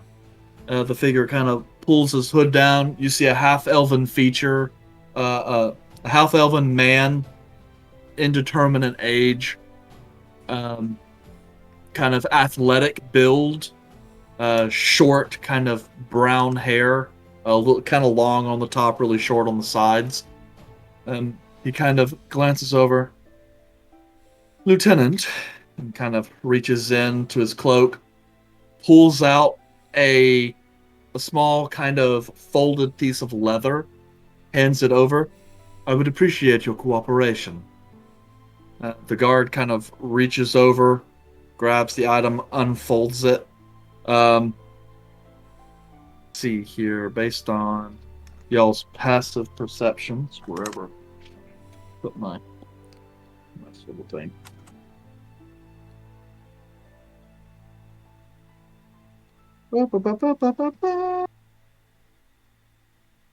What's y'all's passives? At least those of you who are present. 13 for the Catman. 13 for the amazing one. What am I looking at? Passive perception. Passive perception. Should be on the left side of the screen. Yeah, looks like Yandre is the only one that would have seen it. 13. He ain't there. Yeah, who isn't there? So, yeah, you can't really tell, but what you do see, it kind of glitters a little bit gold. Looks like maybe a medallion or a pendant of some kind. The guard just kind of hastily wraps it back up and then kind of glances at the rest of your party, hands back the little wad of leather, and how can we be of assistance? The cloaked figure's like, I would certainly appreciate if you took these foreigners and detained them for a time. My master wishes to speak with them. By the way, there's another in the bar. And the guards just kind of quickly salute. Two of them kind of peel off and head in towards the enchanted goat. Whilst the remainder goes, you are the man. Follow us. Yeah. I'm just gonna roll my face. Just, oh boy. Question for the DM. Yep. Is this individual staying and we are following him? We are following the guards. This individual is following the group. They will be following you guys to the garrison. Or the garrison post, really. Okay, so the individual is staying put at the moment. At the moment, as you guys are somewhat relieved of some of your immediate weapons, and Anything yet? marched, huh? I've not given up anything yet. I'm still in this exact second. Right, I'm saying, but it definitely appears this person seems to have some sort of a relationship with the guard, or some sort of official status in this city, from what you're able to ascertain. And who are you to want to speak to us? And you're talking to the guy in the cloak? Yes. He just kind of looks over, kind of glances you somewhat dismissively. I don't answer to you. And there'll be time enough for that when you speak to my master. And who is that? The Leave figure Leo. in the cloak just kind of gestures as the guards start prodding you guys along. It, I look at his.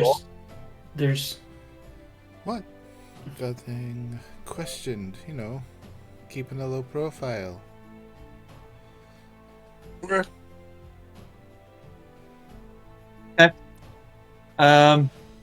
Yandre, as you're kind of just enjoying the atmosphere, the fun and excitedness, you can hear occasionally dice games over there. You hear the odd joke from across the room. Just enjoying your time. You watch just two guardsmen enter the tavern and go to speak with the barkeep, the golden dragonborn that Kelmac referenced earlier. You see the dragonborn kind of gesture upwards. You slowly watch those guards make their way up the stairs and then walk towards you. as they kind of flank you, sternly but not threateningly. One of them, a dwarf, goes, "Oi, you're friends with the large cat man, are you?" Catman? Aye, the one in the plate mail. A cat and plate sounds very peculiar. I can't help but notice you're not answering my questions. Well, I mean, it's kind of hard when you don't give very good descriptions. He's a giant cat man in plate armor. What about the dark-skinned Rojan with the captain's outfit?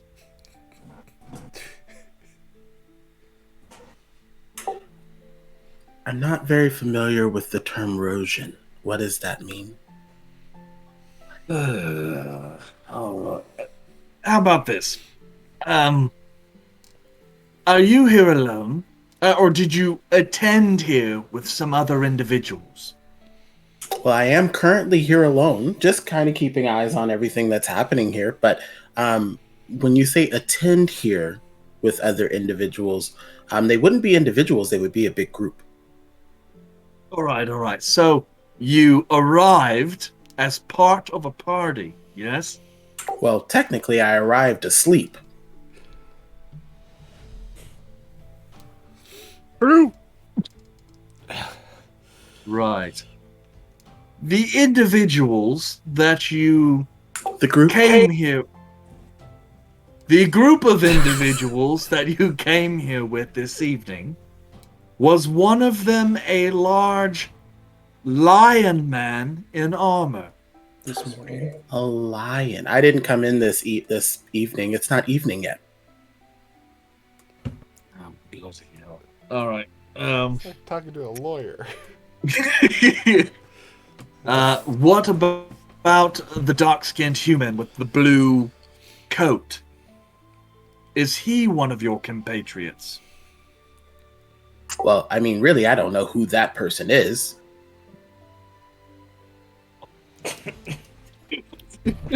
They're just still looking around going,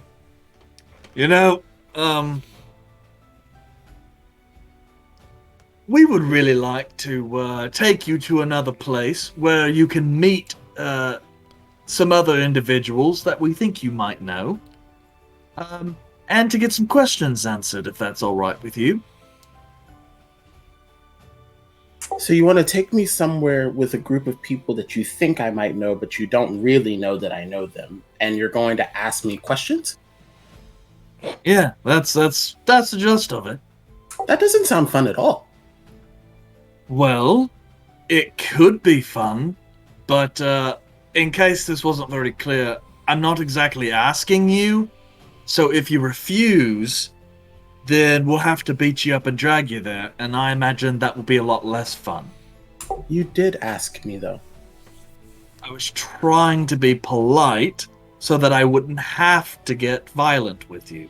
Is that one of the prime material traditions? You guys say that you're being polite, but you're being very forceful and don't really mean to be polite. It's just kind of like a nice gesture. You haven't spent a whole lot of time with dwarves, have you? No, not really. I can tell. Anyway, and he kind of gestures and has this obviously fake smile. After you, then. Reggie, they don't seem that nice. Yeah? No, well, I mean, like, at least he was pretending to be nice. This one hasn't said anything yet. Oh. Oh, okay, I should probably go then, huh? Oh, okay, great. Do you have room for two? I'm looking around. You have another person? Yeah, my friend. And who's your friend? Reggie. And where is Reggie? You see Gondre literally like look over his shoulder and just like pointing to thin air. There's absolutely nothing there visible to the dwarf, but He's just Yeah. What if This there's a dwarf's just person kind of, under they're there? like looking at each other and they're going, right.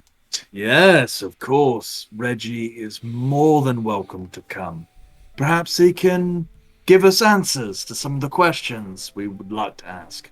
Oh, Reggie doesn't answer questions. Well, that's fine. Okay. You ready to go? Oh yeah, I forgot you don't answer questions. We can just go.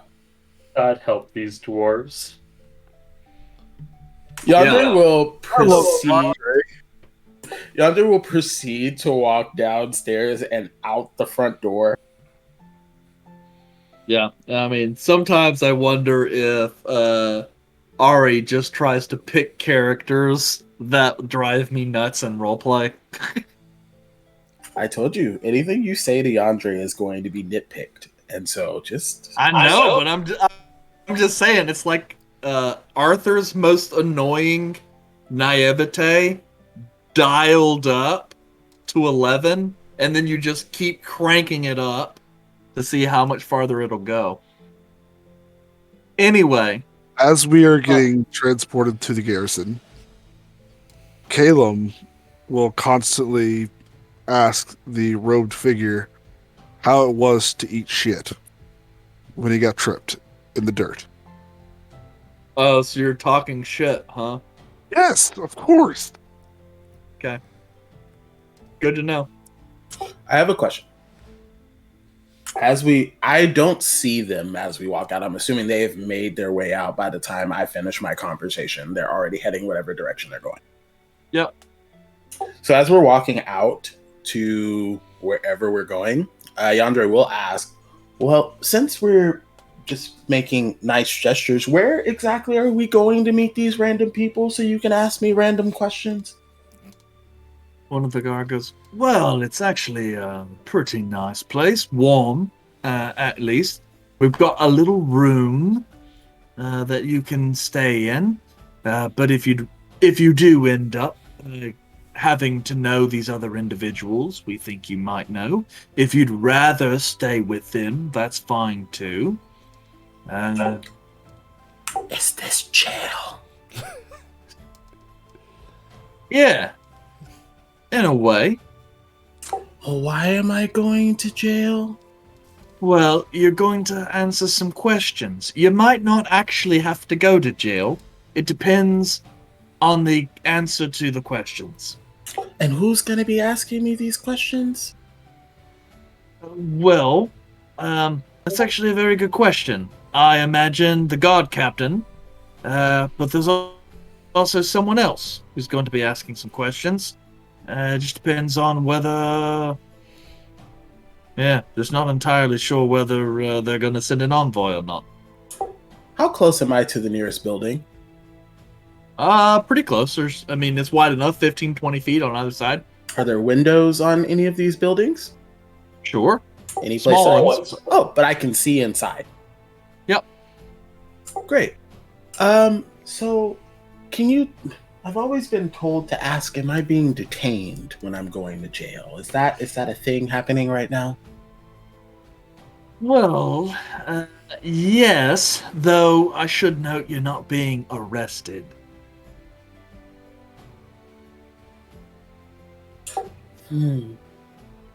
Okay. Well, fellas,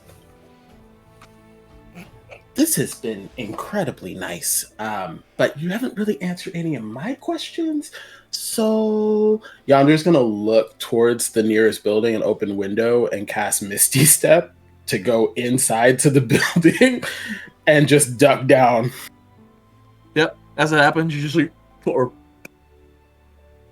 the door is like, what the? Oh no! And they're just kind of looking around.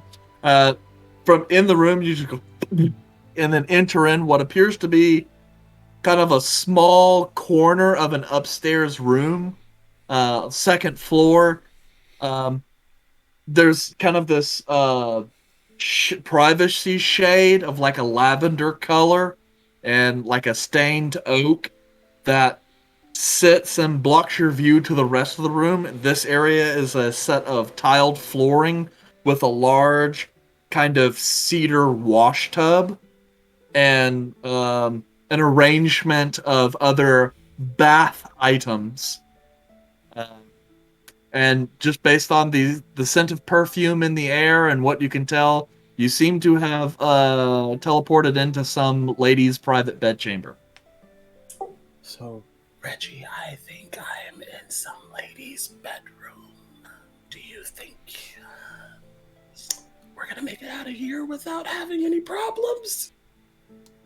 No, me neither. Okay. Well, when I poofed in, did I make a lot of noise? Do I feel like I've drawn attention to myself in this particular instance? You definitely made some noise. Thankfully for you, the bedroom at the present moment is not occupied. And after a couple long moments, No long moment. yeah, a couple long moments, no one seems to enter the room.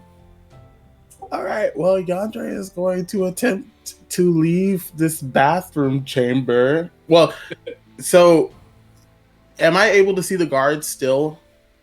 Yeah, through like a kind of a really small port window, maybe like a foot by 18 inches or 2 feet, something like that.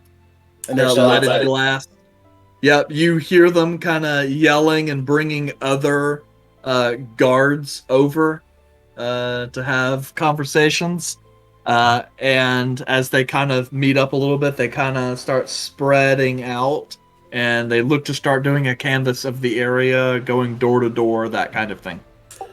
So, Reggie, I think they're playing a really good game of hide and seek, and I don't know if we're going to be successful in hiding. No, it does. I mean, I could probably put on some women's clothing, but I don't think I can change myself that fast. So, well, no, why would I do that? I mean, okay, maybe it's better if I just go with them. Should I go with them? Do you think that would be smart? Or do you think they're actually going to try to fight me now because I did the disappearing thing? No, I don't think. Well, okay. Well, they're going to ask me questions regardless. They're just probably going to fight me while they're trying to ask the questions. Yeah, it's like one of those things where you saw on Guards. You remember that old TV show that we used to watch? Yeah, I probably won't get very far. I should probably turn myself in, huh? Okay, cool. You see, Yandere like open the door to whatever. Well, he jiggles the handle, and then opens the door to the outside of whatever this room is, hoping that there's nobody out there. But if he runs into someone, he runs into someone. Okay. You step out in what opens up to the second floor landing. With a staircase off to the side that overlooks down into this kind of large entrance hall down on the first floor. Looks like they've done some kind of multicolored tile work to kind of create like a harlequin pattern on the floor. There is kind of a hallway that goes off to your left, and then to your right, that landing kind of curves around like a catwalk and seems to have a couple other rooms whose doors are presently closed. It appears to be actually kind of like a manor house, a surprisingly large domicile compared to what you would have assumed from the street front. Well, Yandere is going to take a quick moment as he's walking down the stairs to the first floor. He's going to appreciate the architecture because it's nice. It looks great. And then he's going... Is there like a window that leads to the outside that you can see outside from the first floor? You're kind of staring away from the outside, but the section you're looking at doesn't have any windows on the opposite. So these appear to be like adjoined buildings, so only windows that kind of face the street, or only walls that face the street would have windows. Okay. Well, Yandere's already made his decision, so he's going to try to exit the building. I find that super funny, full red, because as Yandere makes his way downstairs, there is a small group of women wearing rouge that kind of make their way around. This taller human woman, older, kind of sees you descend the stairs, Yandere, and then kind of gestures kind of very effeminately. Well, I hope you were, well, entertained. Entertained? Yes, I hope she was everything you wanted her to be. The bath? I mean, it was a very nice bathroom. It looked really cool. It was the wood grain and then the lavender scents and stuff, which is very, very particular to your realm. I haven't really experienced a fragrance like that before. Yes, of course. That's why we have all the baths big enough for two. If you ever want to come back, we have some other baths that can fit more. More than two? Indeed. Wow, I'll have to try that sometime. Of course. Just remember, the charge is per person, so just make sure you've got the coin. To take a bath? Sure. Or any other method of stress release? Oh, okay, yeah. Did you do that before? Oh, okay. Well, actually, I do have a question for you. You just kind of hear from off in the corner a very familiar voice going, "What, you?" As you kind of glance over, and there's a guard kind of standing at the front door talking to some people, and just have to like glance over and see you inside. It's like, "You, hold it right there." I was coming back out to see you. Anyway, I have a question for you. Does this like happen all the time, or is this like just one of these like interesting spots that just happen in this particular place? He goes, "Well, I mean, we're open 24/7, really, darling.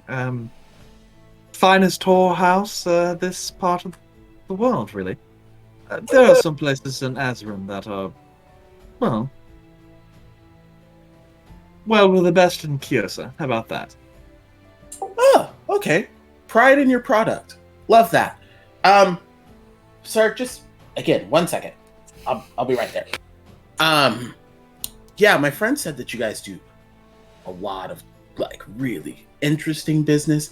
I have somebody that normally I hang out with that would love to come to your establishment, but I have to get to them. So that's why I'm going to go with these guys. But I'll be back. The guard at this point is just kind of, he reaches over and he's like grabbing you and is pulling you outside. Hey. It's okay. I said I would be there. Just a second. I'm coming. Okay. And then Yandere, as the guard is trying to grab him, he'll just like grab his arm back and then head out the door like on his own.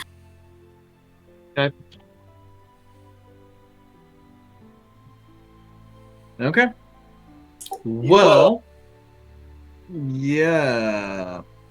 So you guys, the remainder of the party, are taken to a garrison post and relieved of your belongings, and are left to sit for probably about half an hour or so before you see the sound of Yandere being forced into the garrison post and brought in to sit with you.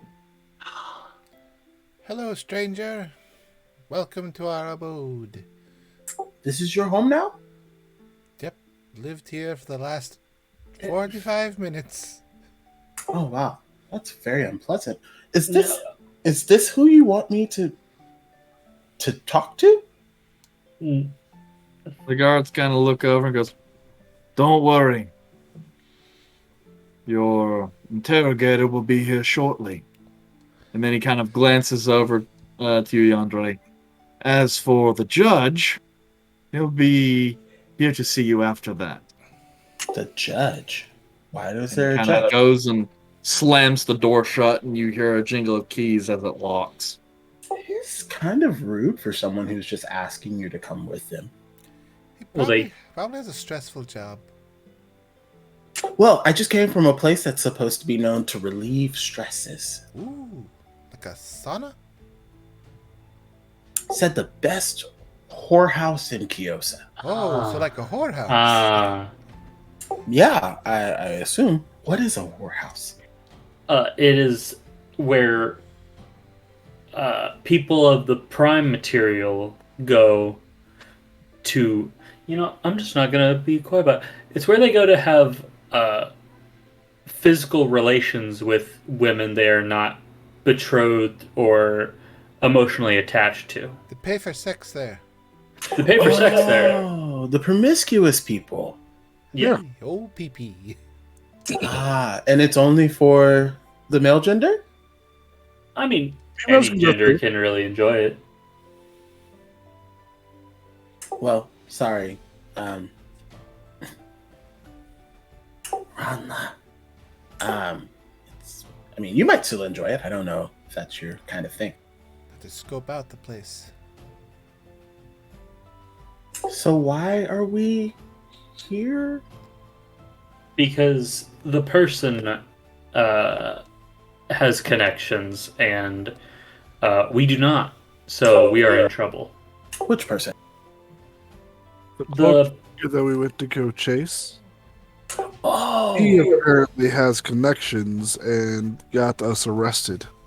yeah. Why did you All chase them? because I tripped him and made him eat dirt. Wait, you tripped him? Yes. So are we in here for like battery? I don't know. They haven't talked to us. They've been silent the entire fucking time. Well, I would like to point out I didn't do anything. I mean, I might have ran from them a little bit, but they're just really bad at hide and seek. I ended up just coming out and just being like, "Hey, it's me."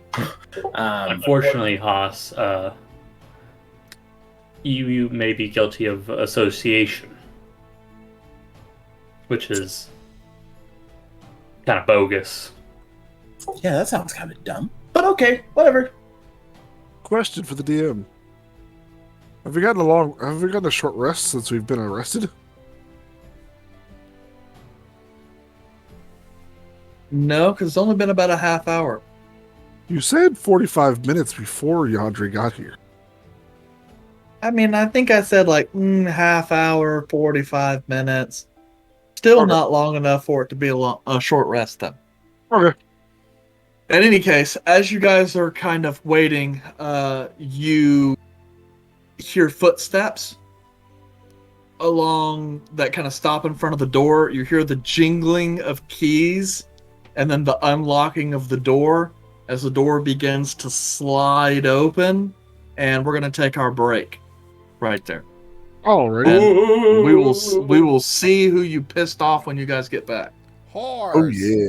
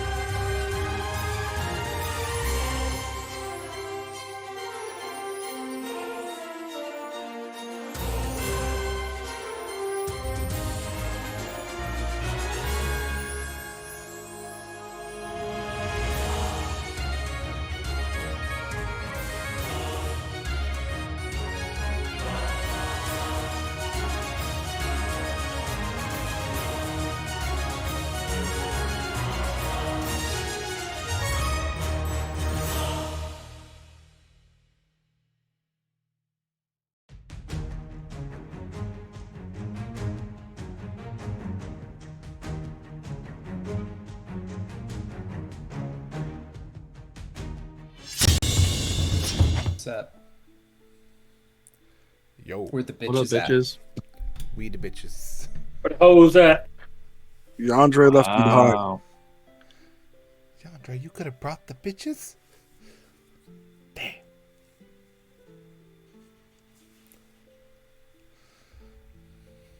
Right. You guys ready to be screwed?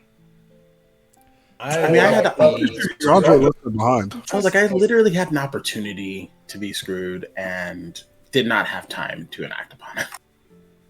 That's true. That's true. Because you had a guy you had to go see. All right. So Sounds hot. now, yeah. You'd think so. Jelly. I know so.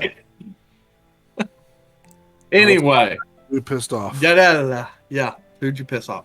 So, the door to this, the area you guys are in is like this kind of small 20-foot by 30-foot room with just a couple tables in it that has like 4 like 5-foot by 5-foot cells in the opposite wall. So you guys are just kind of left in this holding area. As the door opens, the cloaked figure from earlier enters, this time with no cloak. And you see he wears relatively simple clothing, kind of a light gray vest, and kind of off-white linen shirt. He also wears a badge, Volred. You can see the outline of a portcullis down and locked. The sigil of one of the Goldmen.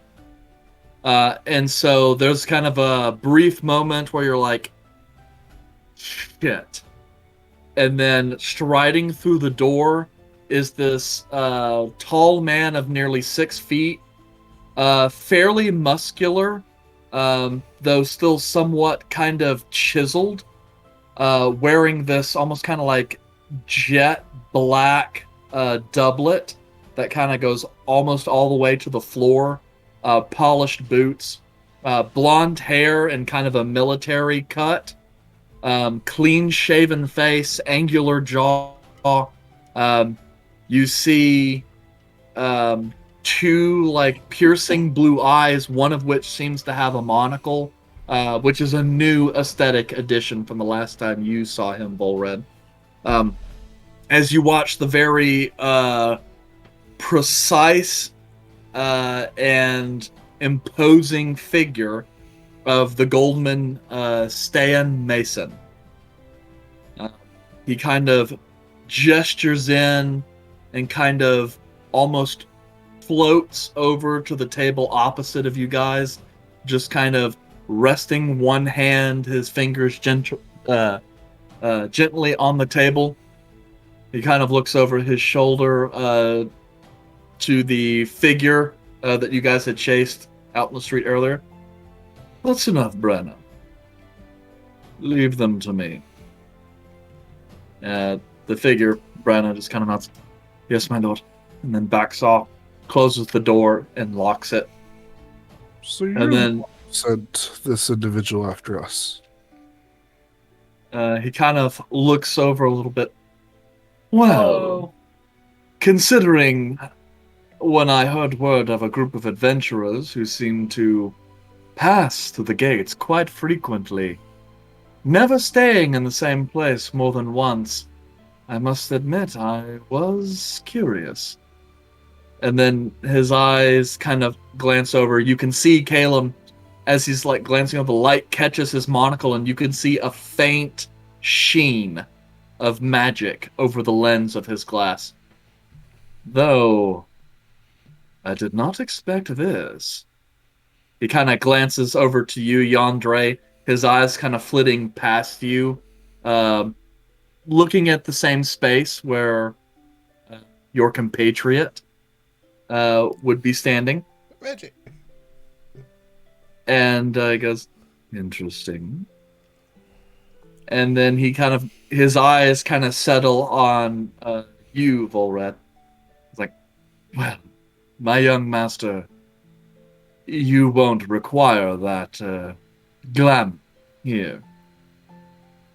And says, and kind of gestures to the open seat across the table. May I sit, Your Grace?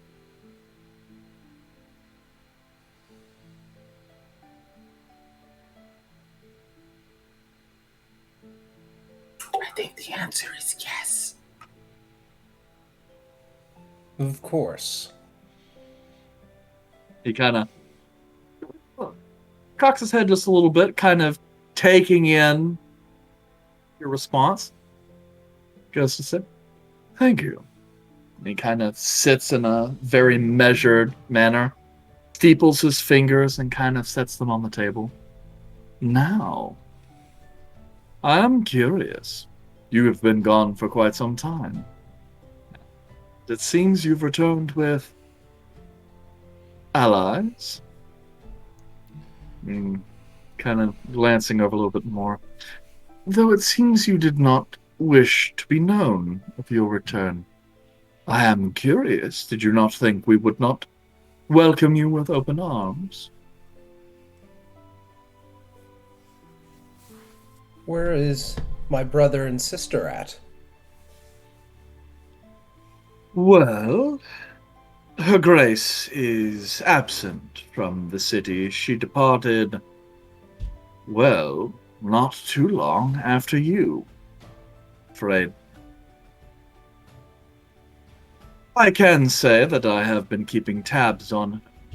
She remains within the Free Cities, though I must say she does not wish to be found, and as far as I can tell, is unaware that I know of her location.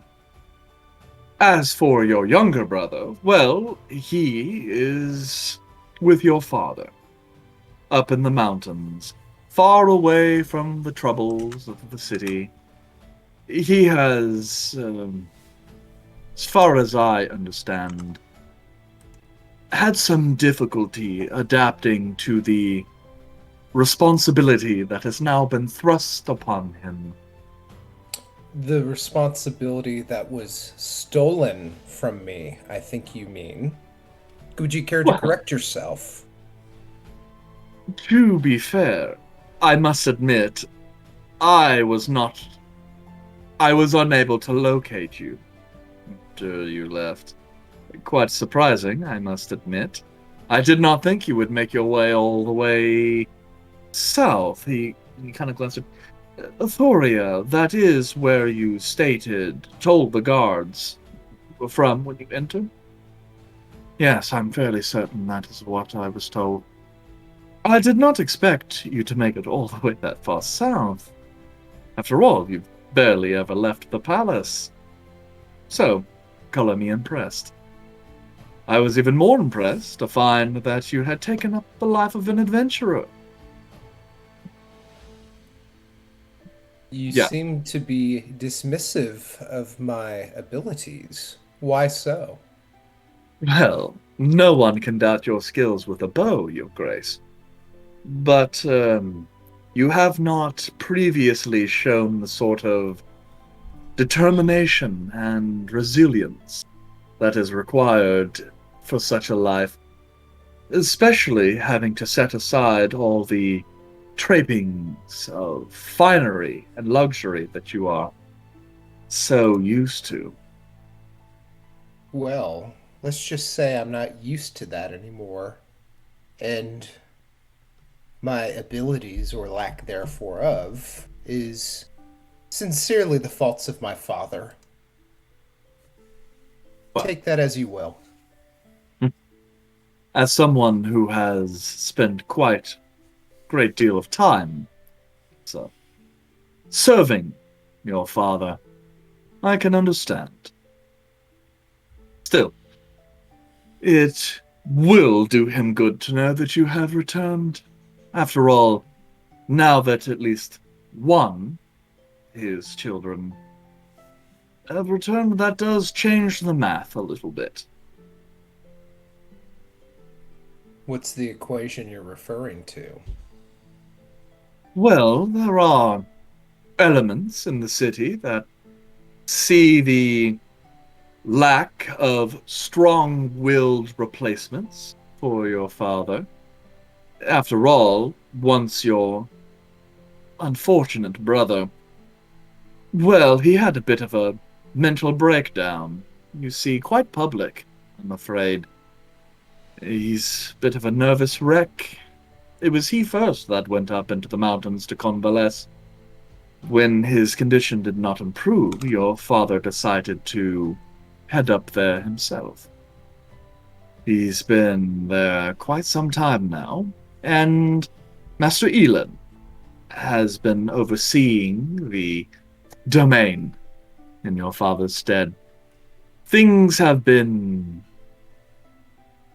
unstable, as the longer your father remains up in the mountains, the more people get the idea that maybe a change in leadership is needed.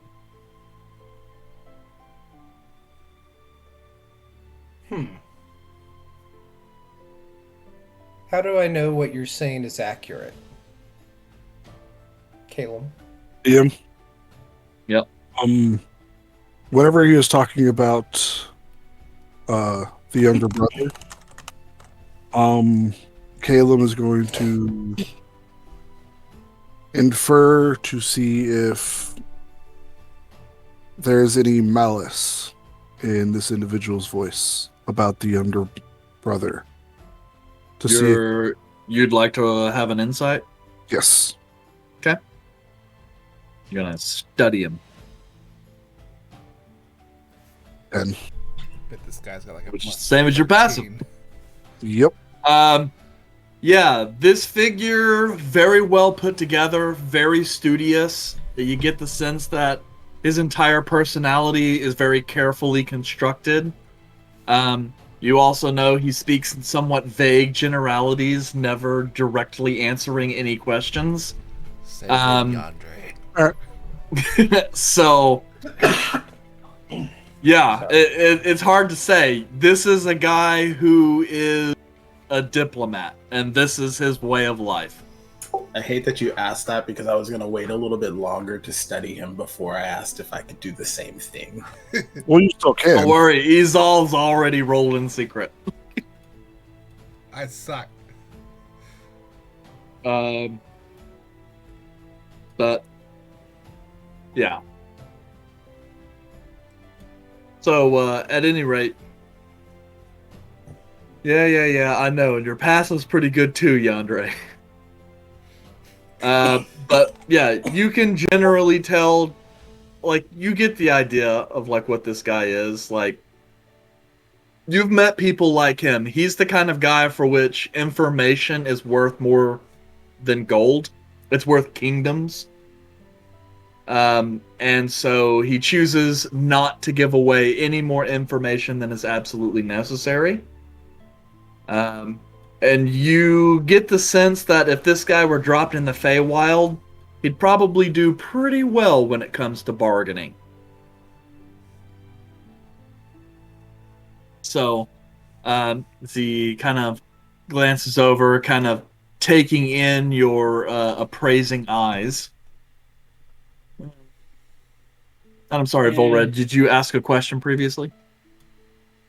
Started to, but I forgot what it is, so keep going. Fair enough. Yeah. But Stan is just kind of looking over. That is your intention, is it not? To return to the fold? My intention is to find out what the fuck is going on here, and if someone was intentionally betraying me. You see there's a brief, hard to suppress smirk that, well, almost anyone, yeah, pretty much anyone but maybe Calum and Calmac probably caught. But there's an intentional smirk where he finds the idea of that intriguing. He goes, well, I have heard your affliction. And he kind of glances over. Though it seems you've handled that. Good for you. Thank you. Is that all you wanted to know? Well, I can certainly understand that you might not be particularly trusting. But, well, I Show suppose me I that understand should where I trust you. stand. Your Grace, I am your father's spy master. If there is one person in the whole of this domain you should not trust, it is me. You're not very convincing. I don't have to be. You see, Your Grace, if I wished, I could have the guards come in and murder you all. It actually would be a relatively trivial thing. No one, other than I, have seen your true face, as you have entered into the city. No one would ever even know that you'd returned. Your friends, as far as I can tell, have never given their real names. No one would ever know that they were here. And honestly, the other Goldman probably would never even know that you were here. I find you holed up in this place without weapons. No doubt, he kind of glances over. Several members of your compatriots are capable, and kind of glances over at Yandere and Calum specifically, quite capable of magic. But even if I was to die, you certainly would not leave here alive. And your compatriots, having been complicit in the murder of one of the high nobles of the city, well, that carries a death sentence. So, I mean, realistically, if my desire was to kill you, there isn't much you could do to stop me.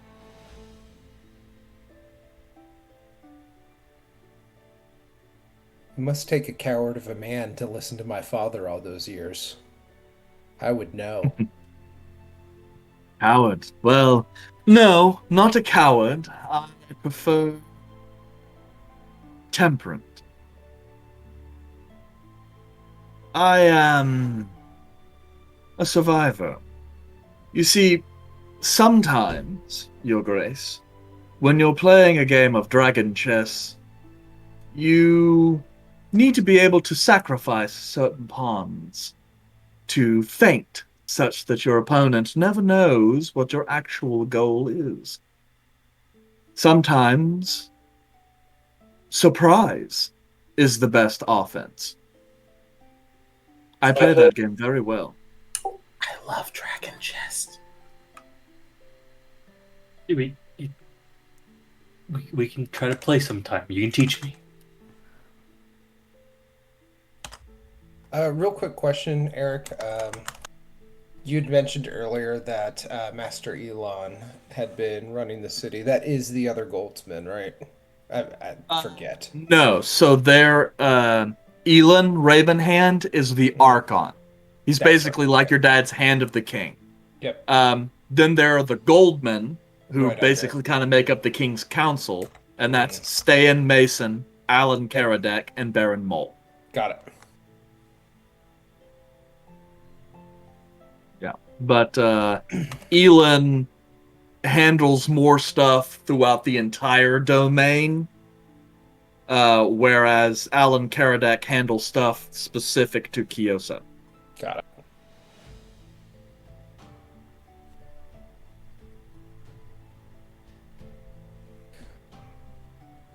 What is your plan for us?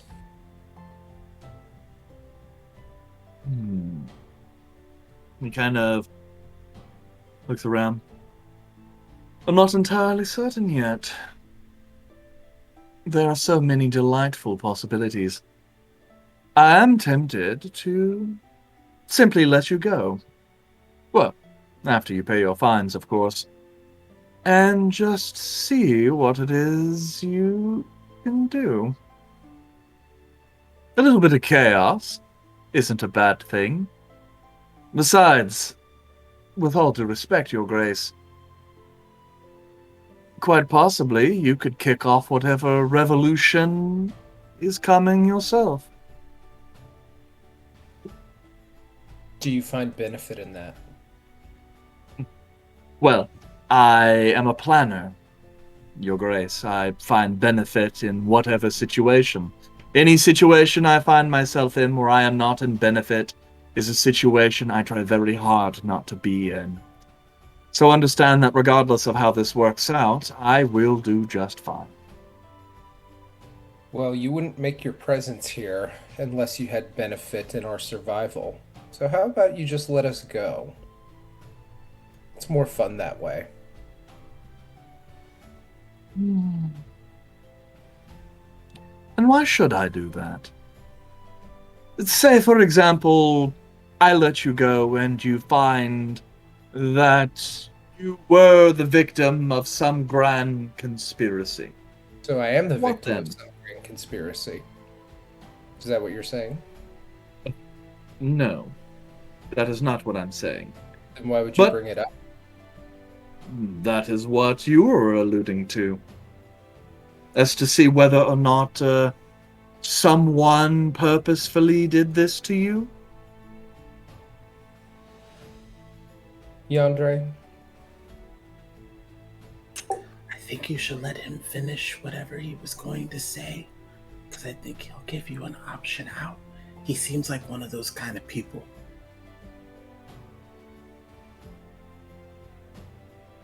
I'm sorry to be so impolite and interrupt you there. Do continue.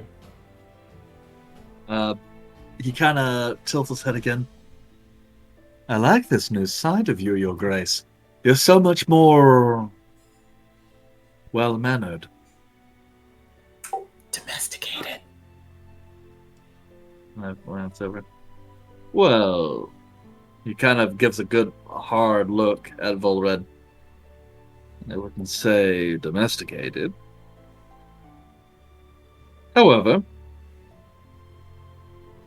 so say that is the case.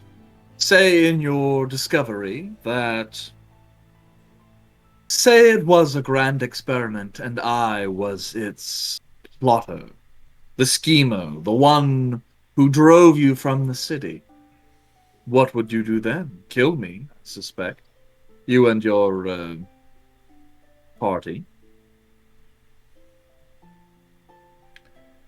No, not necessarily.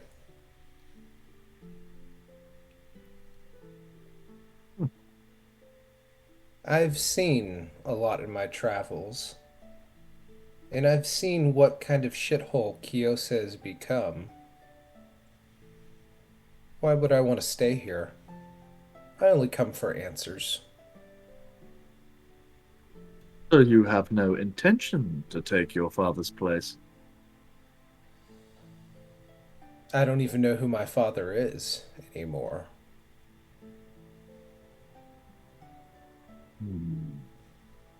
True. But even if it were that simple, you must know that by blood you have claim to the princedom. And that means that so long as you live, your claim is in existence. If my goal is to usurp your father, I could only do that through bloodshed. Which of course includes you. You know, at this point, I believe if that was your goal, I'd be dead by now. Well. Oh. Maybe not. Would depend on whether or not I decided whether you had fulfilled any usefulness. What's up, Yandere? He seems like the kind of person that works in a lot of deals. Do you mind if I provide him an option to his question? Absolutely. My comrade Yandere is very adept to positive outcomes. I'm going to let him speak to you. Yandere. Thank you. You asked what would be a benefit thing for you if you were to let us go and he come back and find out that you may be the benefactor of this scheme, right? That's what we were talking about? Is that right? Well, perpetrator. As I said previously, I will, of course, be a benefactor regardless. But as to whether or not it is my intention to have His Grace murdered. Well, there could be a multitude of options from that. It could be that he simply has you killed if he were to stake claim to the throne. It could be that he needs someone of your mind and planning to help guide him and become his right-hand man. Someone who knows how the shady operatives of the city work, and someone who could plan a coup to help deflect those. So maybe someone of your talent could be used to the new trade prince. That was the title, right? So there are lots of options. It just depends on intention. Intention is very important when it comes to deals.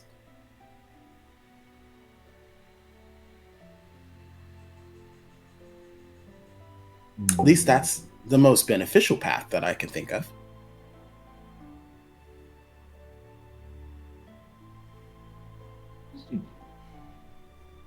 What to do? On the one hand, I am presented such a wonderful opportunity. But on the other hand, even if I were to kill you all, it's not as if it changes any pieces on the board for me. Well. So, answer me this. You were in the foundries, in the dwarven neighborhoods, asking around for what?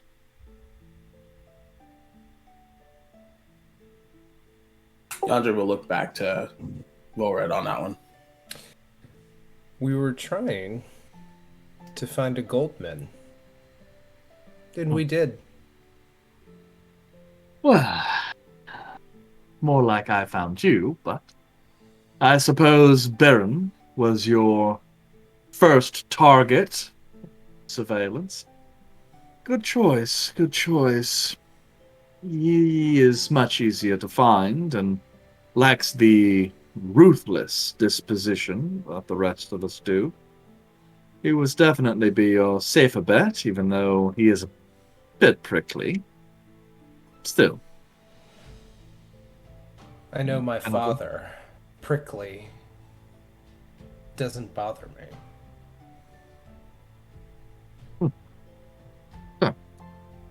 You seem to have issues with your father, His Majesty.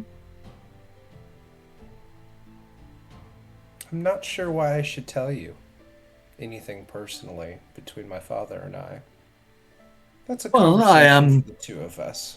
curious, as you must have heard by now, that he is not here. He is at the summer home. Why have you not gone to visit him? Or do you think that he could be a conspirator?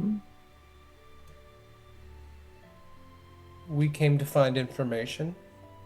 I saw no need to leave town until we tried to find information.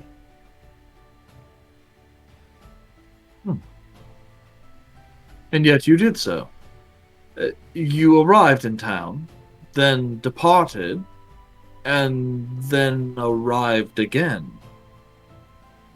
Was there some crucial piece of information back in Avalon?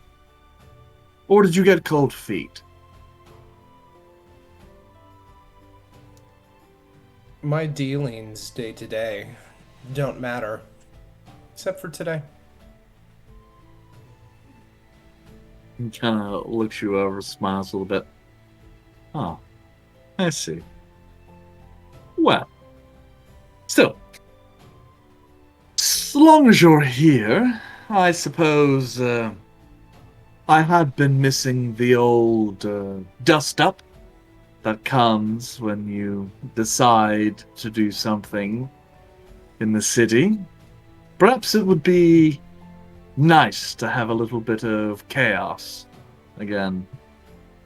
At the very least, it could provide some entertainment. So, Too bad I we don't have our suppose. goblin. That would have been very entertaining for you. I imagine. At any rate, well, since we've had this wonderful little chat, I suppose there's no point in having you killed. I suppose I'll simply send you over to the judge and let you be on your way. Thank you. He goes to stand a little bit, kind of straightening out his clothes as he does. If there is anything I can do to be of service, Your Grace, well,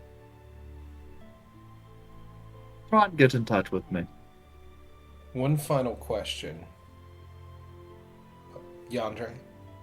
I like lean over to Vorad and I like whisper as quietly as possible. I know we're in a freaking small room. Hey, maybe he can get you into the Nespa place, so that way you don't have to worry about fighting the guards. I mean, Summer Andre would like that, but I personally would like to just get there and not have to fight everyone. 2 more questions. First, where's my mother? He is with your father. In fact, the palace is actually looking quite empty nowadays. The only one that spends any time there is Master Elon. Understandable. Last question. Very shortly, we will visit my father and mother. If we attempt travel to the valley, are there going to be any issues? He thinks a moment. Well, not if you're going as yourself, but he's kind of gesturing to the illusion, which, as far as I understand, you've yet to drop. Is like that. However, yes, definitely. Understood. And I take off the hat and just put it in my bag or satchel of whatever kind I have. Are we dropping the disguise stuff? Yes. Oh, okay. But not right now. When we leave. You're prophesying what you're going to do as you leave. Okay.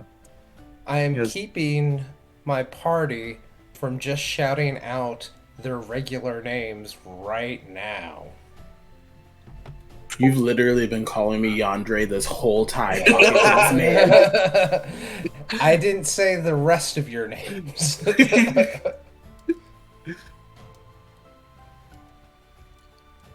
Yeah, kind of. Looks well. Well,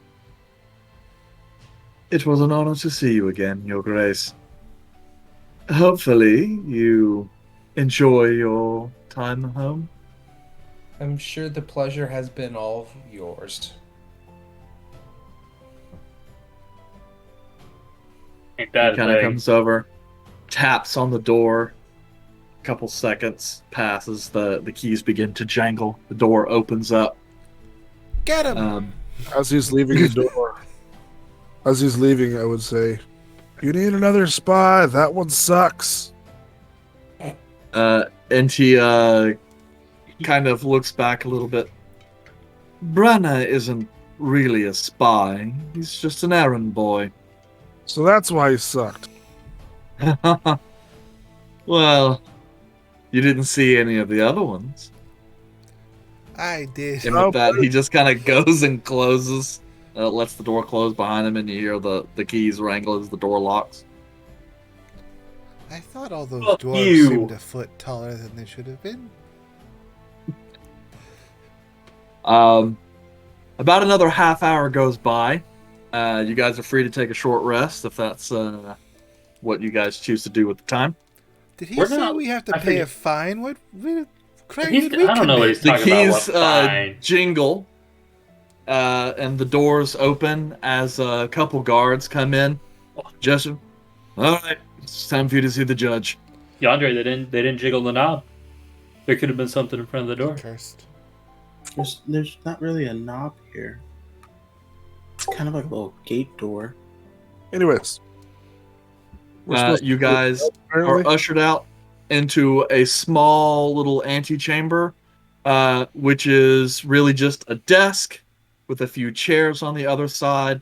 This guy wearing black robes seems as though he just got done eating lunch and is in the process of kind of rifling through some papers. You guys kind of walk in. He bears the sigil of Kyosa. Right. Well, I am the judge, and it's my understanding there was a bit of ruckus this evening. The charges as follows. He kind of looks over. You, the elf, are hereby with charged with evading arrest. He wasn't arrested, it was detained. Yeah, hold on. I was like, that's. I was informed that I wasn't being arrested. I was just told that I was detained for questioning. Oh, good to know. In which case, we will reduce this to hampering justice, which carries a lower sentence, and sets that down. As for the rest of you, it looks as though you have all been charged with disturbing the peace. That's understandable. How did I disturb the peace? We disturbed the peace. We disturbed the peace. Shut up. You shut up.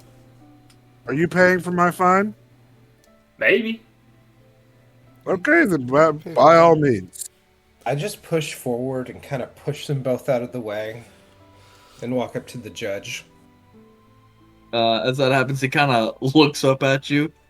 There's a brief moment. Now, when you said you were going to wait until you left to pull the hat off, is that now? I'm saying I pulled the hat off Okay, earlier all right. when we were sitting. Okay. The judge kind of looks up a little bit, and there's a brief moment where he's just kind of staring at you, and then his eyes go wide a little bit. He's like, backs up a little bit, bows, Your Grace. Well, of course, there will be no fine for you, Your Grace. That is fine. We'll simply deal with the rest of these miscreants. You may go. Miscreants. Just tell me the price for all of this, and we'll have you back to your lunch. Whatever dessert you have in order will be very tasty today. He kind of flips over the pages a little bit. Well, Your Grace, Now that your matter is settled, that leaves only the charge of hampering justice, fine of 200 gold, and 3 counts of disturbing the peace, 25 gold apiece, for a total of 275 gold against the city. I pull out 275 gold, and I remove it. And as I Well, give it you go to him- pull out gold and you don't have it, and you have to kind of snap and have a guard kind of rush over really, really quick to bring you your coin purse. Oh, did I? Well, They They, took all they our took stuff. all our stuff. They That's took all snap. your stuff. snap. Yep. Where's my money, He's like- bitch? Yeah, it's like Where's gold. my money? And you're just like, gold, gold, gold. Where's the stooge who follows me around with my gold? But yes, very quickly, you're good. Your stuff is returned to you. You're able to pull out the coin purse, Give me my sword. and you're gonna hand over the money. Mhm. And he just kind of takes it and goes, "Thank you, Your Grace. I believe this settles the accounts." And kind of gestures, "We're done here. Return their belongings. Post haste." Thank you, Judge. I will remember this. Of course, of course. Is there something else I could do for you, Your Grace? Perhaps I could assign some guards for your protection if you're going to be moving about the city. That would be nice. How about 2? Just for, maybe a day or so. We will be on a journey here shortly. Of course, of course. I will have some of the Royal Guard sent over. Where should I have them meet you? Are you staying in the palace, perhaps? We are now. So yes. Excellent. I will have them made available for you immediately. Would you like me to have you escorted to the palace? Surely we could spare a handful of guards here. I look to the group and just say, "Do you want to go to the palace?" Is there elven architecture at the palace? Or is it just the same plain old stuff that they've had here? Yeah, that's cool. Yes. There's plenty of elven architecture. Definitely written down in my notes. Tons of it. Then I'll go. Yes, of course. And kind of snaps his fingers and gestures over for some guards, like the least grimy ones they can find. Please escort His Grace to the palace. And he kind of looks over. In fact, better get a carriage. We don't want His Grace walking the whole way. Walk, yeah. Forehead, what are their names? What are their names, Volred? Who? Doesn't know. He doesn't care. Ask them. You guys are kind of gestured outside.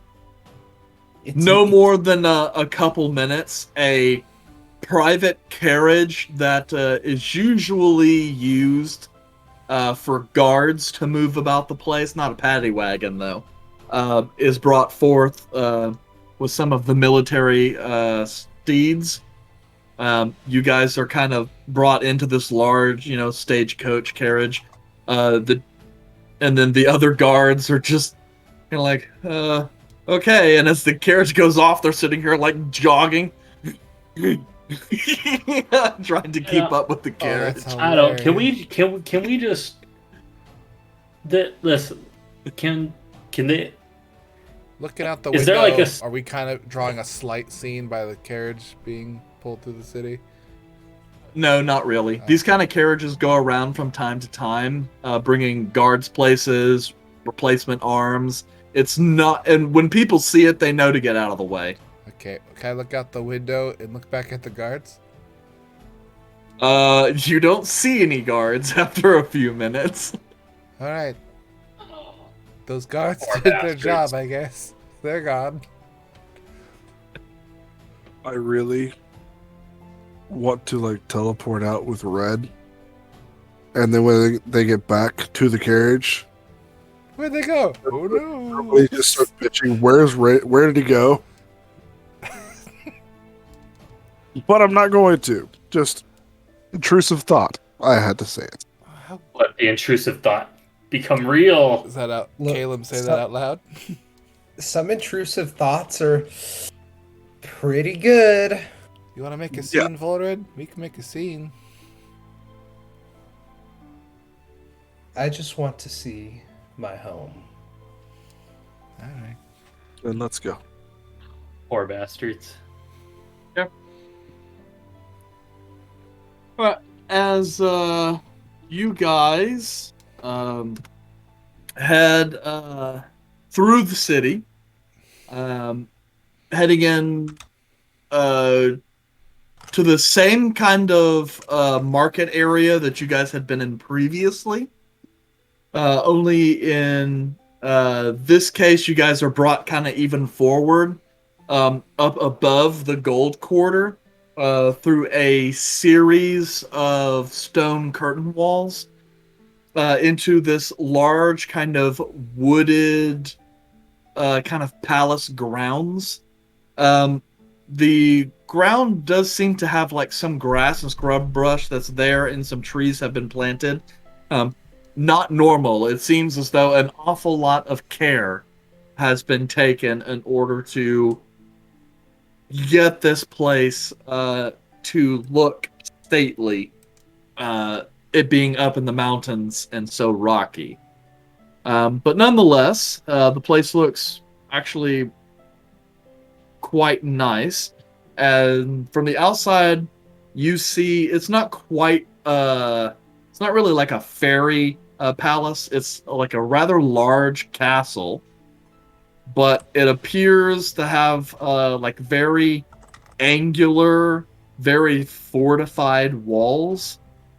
As stated previously, this is a castle that was designed for defense primarily. Function over form.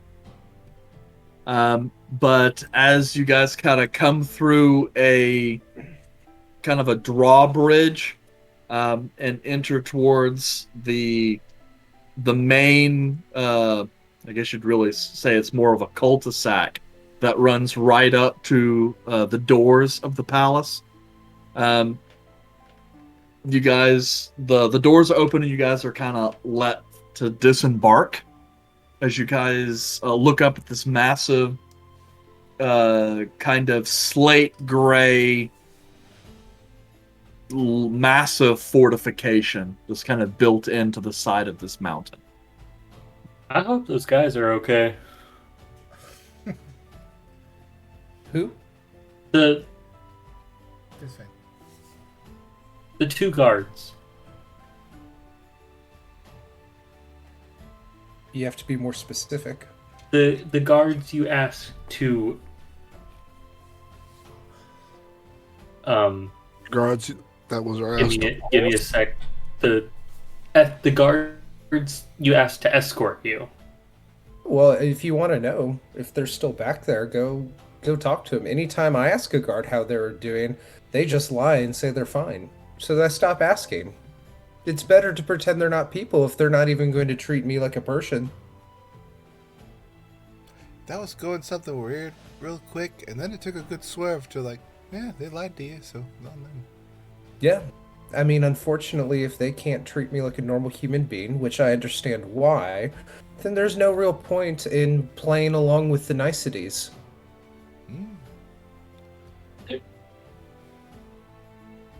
Kind of makes sense. This is a nice palace when you get close to it. I'd like to think so. I was expecting more filigree and like curvature, but it's very functional. Don't see that a lot in elven type of places. Although it must be like a different type of influence. I mean, it could have possibly been a fortress before. Fancy up this fortress. That's true. You know, for living here so long, I don't really know the history of it. I should. I'm thinking. I think I actually was told, but I can't recall. What'd you say you couldn't recall? Well, Kelmec just. Or wait. Was it Azal or Kelmec? A little bit of both. These all said it's functional, and I said could have possibly been a fortress Yes. before. Well, Kelmec noted that it could have been a fortress before, and it just made me realize that I did know the history of this place at one point. But for some reason, I can't recall any detail. Another memory that seems to be just out of reach. Must have been cursed by some nightmare dragon so that any memories people have of him would go away. Is that a reference I don't get? It is. It is obviously a reference I don't get. Yep, that was Jace's character's one of his big shticks from the last campaign. People meet him and then seem to instantly forget him. Oh, damn. That sucks. That was an interesting plot hook that just hit us right in the face a couple times. So before we go down tonight, I would like to try and do a delving into your memories. Now that the cat's out of the bag. We were going to do it, but then forgot. Oh yeah, Probably a good idea. Yeah. For the time being, would y'all like to come inside and see more of the palace? Of course. Sure. Hell yeah. What does the architecture look like? Definitely very human. But there are elven zhuzhing. Influences? Well, it's not really influences. It's clear that it was a very human shell that over time has been kind of added to make it look a bit more opulent than what it is. Kind of like when someone builds a builder's grade house and then makes upgrades over time. It's kind of that kind of stuff. Master Durlove? Yes. You lied.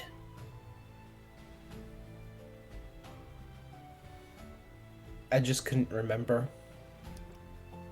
This is very human and not a lot of elvish touches. No, I don't think I lied. You didn't tell the whole truth. What is the whole truth? That this is a human building with no elvish architecture outside of the line work that's on the cranes of the door. Well, we haven't even been inside. Are you telling me that it's going to have more elvish architecture on the inside? DM, if I say that there's more elvish architecture on the inside, will I be lying to Yandere? I mean, no, because it's kind of canon. It's not as if I've sent you a map with lots of descriptions that says this is exactly how your house looks. Well, there could be more. It's just not. I mean, OOC, you guys will be learning about it all at the same time, you know? It's rendering. You know, I gotta say, it's so difficult remembering every detail because, I message Eric so much and answer all of these questions so much more than some other people in this party that sometimes some details slip. And by the way, I'm not seeing anything in our messages about my palace. Well, yeah, That's it's true. a random bit of information that's probably not that important. So of course, we Yeah, have to ask somehow the concept of how his room was decorated did not come up. I want a race car bed. So help. I just assumed saying What that it would bard have posters some... does he have on his wall? Yeah, what sort of elven band posters are like tucked away in the closet because he took them down after, age like 17, so he could seem Yeah. like more cool. Yeah, probably real into Rage Against the Foundry. TSC. Mm. TSC. TSC. TSC. And Red Hot I- Chili Peppers. No, TSC was a weird ass band. Not a lot of hits though. No hits Yeah, whatsoever. but you know Some what? would say But you zero. know what? I still have those photos somewhere. It pop up on my memories. Their lead drummer And is there's, very tall. unfortunately, there's one of Ari on Facebook somewhere because he wore that ensemble to A-Con. So Aaron's really confused right now. that was I before don't, his time. I don't get this reference. So don't He's like, worry, "Who's everyone. TSC?" Yeah, don't worry. It's when we were all much younger and much nerdier. Yeah, it's Oh, okay. really? I'm Oh, less yeah. nerdy. Y'all were more nerdy? Yeah, I was gonna say I don't know if it's less nerdy at this point. I think I've grown into my nerdiness over the years. We have a more refined nerdiness, I'll take that. a more cultured nerdiness. Okay. So there is elven architecture inside of this palace, just not a lot. I'm attempting to not lie to Yandere. Should I tell him yes or no? I would say your father cares about appearances. So if you would say your father is the kind of person to really fancy the place up to make himself look better, then fuck yeah, there's tons of elven architecture. Yes, Yandere, there's tons of elven architecture inside. But why would you? You know what? Let's just see it. I would be happy to see the elven architecture and He probably didn't do it so much on the outside because the outside makes it look like a badass, like warrior king lives here. It's an awfully imposing castle from the outside. Yandere, there's a saying in the prime material. Appearances can be deceiving, as evident by the hat. Andre walks up to the door and jiggles the handle.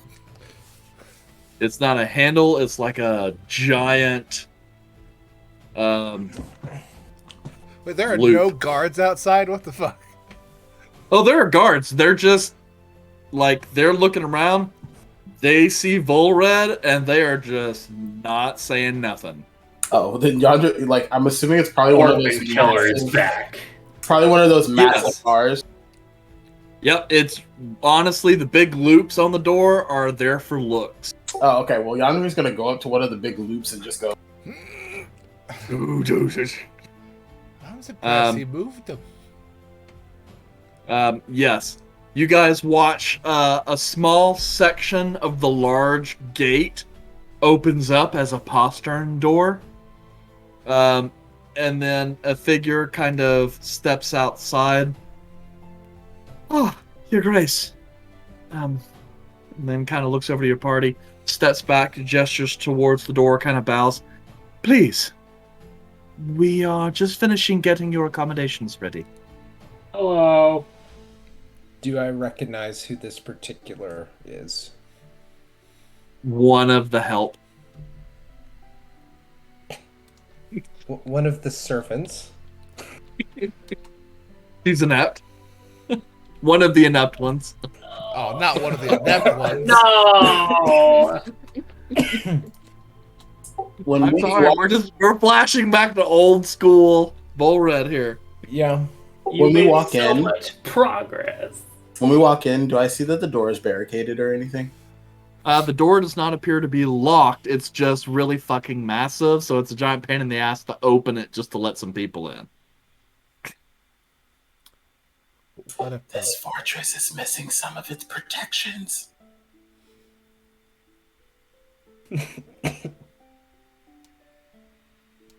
You're right. I think I'm it's just all gonna ignore Yandre and look back at the maid, helper, servant. Well, of course. Thank you for such the fine attention to detail. And just kind of walk in and gesture everyone to come in. As Volred kind of comes in, you guys can kind of watch and pick up as the maid is like visibly a little stunned, like does not compute, trying to figure out. It's like, oh, was that a backhanded comment or what? Are you okay? Thank you. Yeah, like clearly she feels she's in some kind of Twilight Zone. She probably is. Yandre's gonna walk in and turn back to the door person. Because it's not a doorman, it's a door person. And just be like, you should really put something in front of the gate. Well, behind the door, but like, just. You have a lot of dead people in your city, and I'm concerned that they'll try to come through this door. Especially since this one is coming into the castle. Just, yeah. How loud do you say Raise that? your concerns with the castellan. Oh, I say it loudly. I don't hide anything. I'm just like, Oh, I know. Yes. She's not really whispering either. That's just her disposition. Dead Yeah. people. Yandre What? is not a problem to Volred, and he just continues. Is no one else bothered by the like quick comment? what? What I've the been- comment? We I've know been what chilling happened. like 4 hours. You do realize that Yadri has a dead person following him. Well, constantly. yes, I understand that, Reggie. but the amount of ghosts present in the city might be cause for a little alarm. You didn't say ghosts. Hey, Caleb, Yes. would this be one of those instances where I can call Kelmac a scaredy cat? Perfect example. Kelmac! Don't call me a scaredy cat. I'm not the one that's afraid of ghosts. You're not afraid of ghosts? No, I'm not afraid of ghosts. I'm a Reggie, did you hear that? I'm following Volred. I won't call him a scaredy cat now. I'll just call him a pussy. And then Yandre walks off. Sure.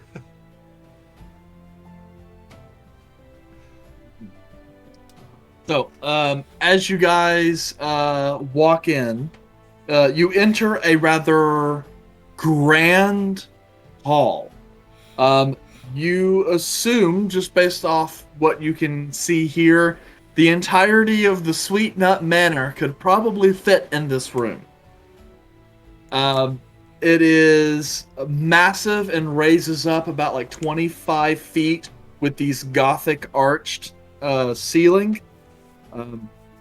The center of the floor is done with kind of decorative tile work that shows the crest of House Kiyoshi. On the opposite side of the room, probably 80 feet in front of you, you see a large set of thick banded wooden doors that lead in to another room. Flanking them are a set of elaborate, like 15-foot wide staircases that lead up to the second floor. And then opposite, on each side of the walls, kind of midway in the room, are sets of similar banded wooden double doors that kind of lead off into other directions. Um, as it happens, the woman kind of comes forward. Your Grace, we are finishing having your suite prepared. As for your other friends, we have made rooms available down here on the lower levels, but if you'd rather, we could have them up on the second floor to be the same near you. I think you're muted.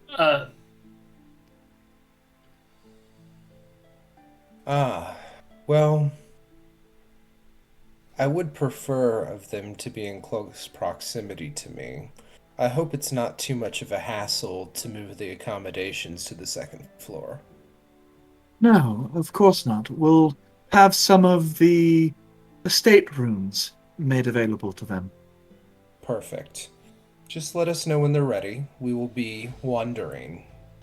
And then you see her kind of snap and gesture, and then kind of like ninjas, a couple other maids and servants kind of comes out. Goes, we'll have your belongings taken directly to your rooms. And she goes, will you be requiring any food? The kitchens are still open, and I could have the chef make you something.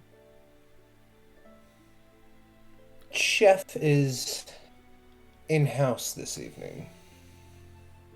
Well, yes, of course. She's taken over the cooking from Master Elon while your father is away. Is it the same chef, Eric? Basically what I'm trying to ask. Oh, you're trying to ask? She doesn't seem to get the hesitation in your voice. So she doesn't seem to understand the question you're asking. Is the chef the same chef when I was here previously living? Or has there been a replacement in the kitchen? Unfortunately, there has been a replacement. The previous chef went along with your father and mother up into the palace, the summer palace. We have taken a new chef to handle the palace here until they return. Understood. That is unfortunate that the normal chef was not here, but understandable. So, and I look over kind of to the group. What would you like for dinner, gentlemen and Lunch. lady? Lunch. I don't need much. Just whatever. I would like whatever is Derlov's favorite. Isn't that the meat pies? We did miss Do you out on like- them last time. Yes, I do fancy a meat pie. Do your staff know how to make green spears?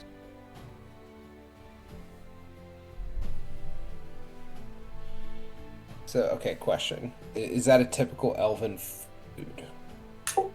It's in the elven portion of the cookbook from D&D. So Okay. yeah, I would Okay, say it's so- a traditional one. Yeah, I'm sure they got this.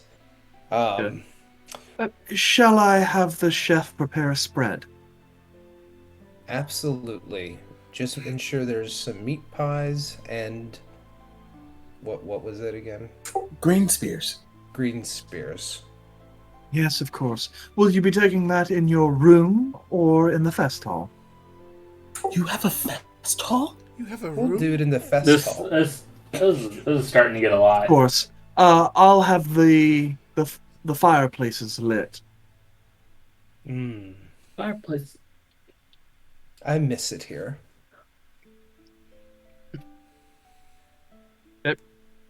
So, and she kind of gestures. Would you like to freshen up before lunch? Absolutely. Of course. And then she just kind of gestures, and you guys are led up to the second floor. As you do, this room is just kind of like a transitory room. You can kind of see it opens up, On the back side, looks like there's a couple wooden doors that lead into a much larger room on the other side, perhaps like a ballroom or reception hall. You're not entirely sure. As you guys head back towards like the front of the palace, you guys go off down a right-hand hallway. Um, you pass a two sets of double doors that are open, glancing into a massive library and study. As you continue on, you pass another room to your left. Um, the servant kind of gestures and goes, "Unfortunately, your sister is not here in the palace. So, unfortunately, you will be unable to see her." And then, you guys kind of pass, you hit three series of kind of gothic wooden doors in these ornate kind of carved stone gothic pillars and archways. These are the rooms for some of your compatriots, and they kind of open up, and the servants kind of are rushing in their belongings and start very quickly tidying up the space, getting fires started and the like. The main servant continues on with you and whichever one of your compatriots continues, assuming they perhaps all aren't. Another door opens up into another room, and then towards the end of the hall, you are brought to your estate room, Volred. Kind of opening in as per usual, there's the large, 30-foot by 40-foot solar, kind of your reception rooms. A nice place for your guests to wait until you are ready to receive them. And then stepping through the opulent, mansion room. It's kind of slightly irregular shape, so like rectangular. One side of the wall, it is 45 feet in width. On the other side, it's 50. But it is 60 feet long, with a rather opulent, like California king size, like 4-post bed, large mantelpiece, fur rugs and carpet, lounge chairs, all of that stuff. A section over in the side where you have wardrobes, and also looks like a few locked chests for some of your belongings. And then the kind of large 40-foot by 40-foot washroom, compete with like sunken in-ground bathtub and privy and all of that stuff. More or less exactly as you remember it. Gives you kind of an odd feel because since you haven't lived here in a while it's exactly as you remember it, it just feels colder and more empty somehow.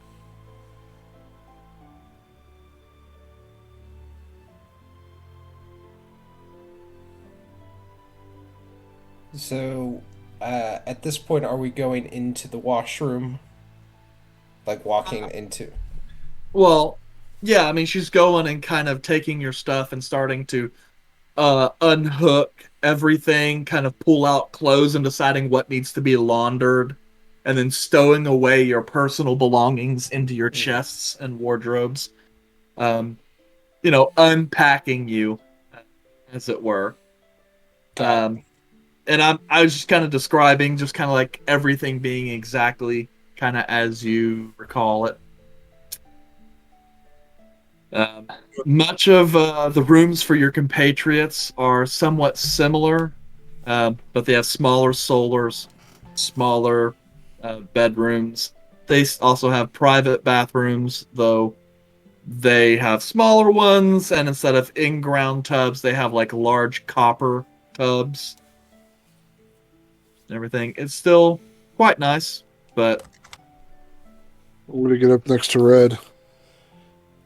Whenever he first looks into his room and takes it all in, how are you doing with this?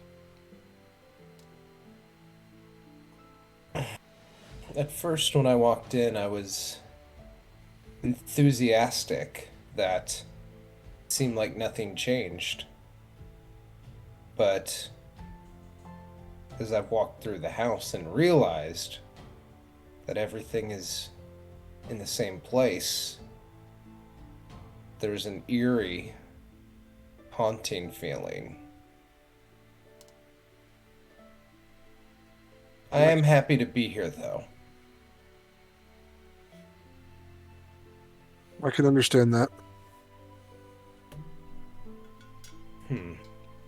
So, did everyone in the group follow here? Did some people break off at their rooms as we passed? I wanted to see your room. Okay. Yeah. Caleb, for comparison, having grown up in a palace yourself, Volred's room is nicer than yours. Jealous. I'm not gonna tell him that. And not just because yours is technically a ruin, but his play yours has more of like a Disney fantasy vibe. His has more of like provincial, like high class French, medieval French vibe. Very classy and elegant and tasteful. Obviously played up with the sort of elven architecture and filigree, you know, those vines and shit places. But his room's just bigger, so is his bathroom, and he has a solar. The rooms that you guys are actually staying in are much closer to your room back home, Caleb. Though, Damn. obviously different in aesthetic. How soft is the beds? Or They are the bed in my room? 100% goose down. Nope, I need that. I need that, like, crispy crunchy straw in the bed. It is too soft. So you're gonna sleep on the chaise lounge? Dude, if they'll bring a cot, I'll sleep on a cot. We can have that arranged. And I just kind of, gesture over. And before one of the service kids, you're just gonna intervene. Can I just get a cot brought to my room, please and thank you. She just kind of looks at you oddly. Yes, of course. Thank you. All right. But before we all go down, I would like to go get with Volred to try and do the mind read that we were trying to do before. Yeah. Let's do it. Look at this duvet. It's very nice. Puts your dirty boots on it. So, what's your mind read? So I'm going to do detect thoughts, and instead of doing the base surface level thoughts, I'm going to delve deeper and have him think of the thoughts that have slipped. Think of the memories that have slipped away. See if I can find anything or glean anything about that. Okay. Well, to what extent are you going to freely allow Caleb to mess around with your mind? We go on 100. Okay. Well, then feel free to answer any of his questions. Okay.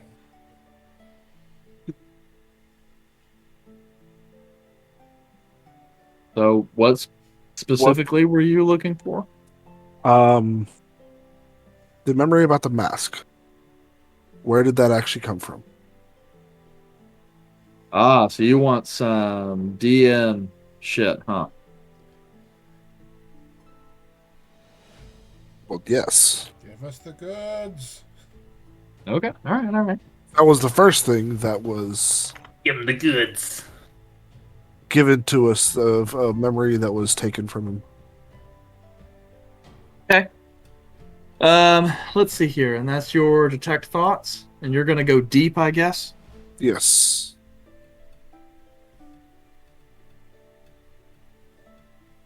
What the hell that was?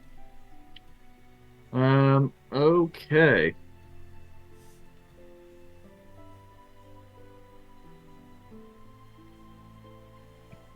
All right. Caleb, would you mind rolling a spell check for me? Yes. I can do that. So I'm just gonna do a spell attack because that's what. It's the same thing. Motherfucker. You suck. Ah. 8 total.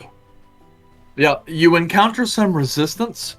You try to lean into the spell, but whatever that resistance is appears to be rather firm. Volred, you start to feel a little bit of like sinus pressure in the front of your head, not quite to the point to where you have like a actual pain, but there is a little bit of discomfort.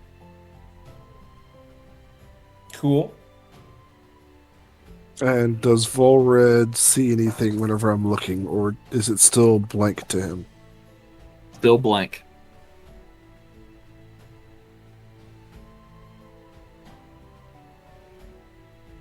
I would like to try again. Okay.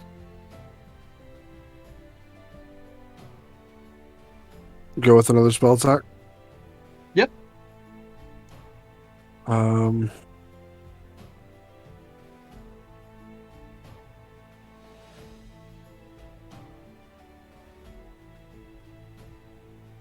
right. 14. This case, you push in a little harder. Vorad, you can kind of feel that pressure coalesce a little bit more into like your frontal lobe. That starts to hurt a little bit. Let me check one thing here.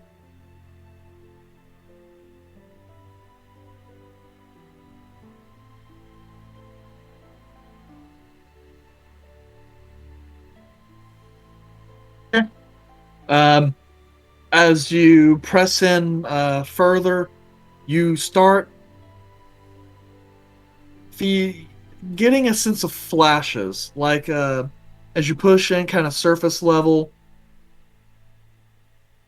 Volred, you get kind of quick flashes of the mask. Just the mask. No backdrop, no context. And then after a few instances of just kind of seeing the mask in different orientations, you get like a very quick one where it looks like someone is handing you the mask.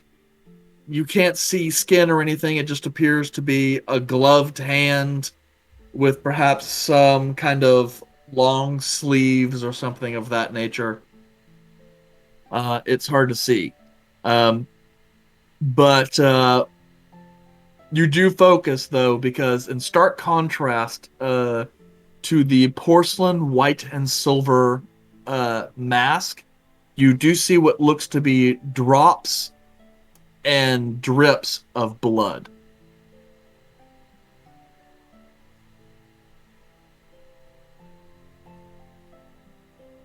I'm going to try and, in that snapshot, try and look at the individual that's handing him the mask.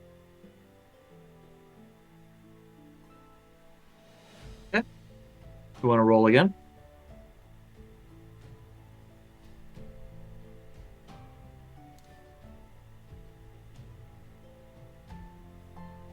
$20 total.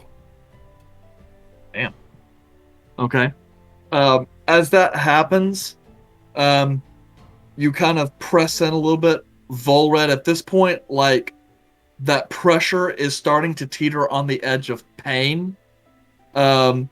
Like a deep kind of migraine is starting to set in the front of your head. There's a brief moment where you see kind of the blood dappled mask. You kind of glance up kind of briefly, and you see kind of in a wash of blur a figure with a black robe bearing a very similar mask to the one that is being handed to you, though slightly different designs.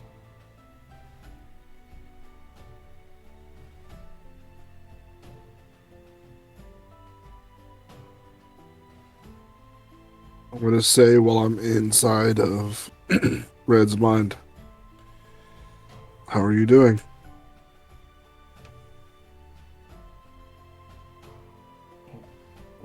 This hurts. Feels like I got a migraine.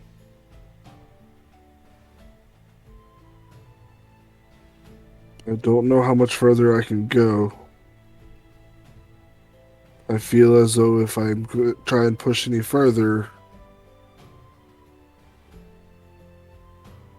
it's going to start slipping away.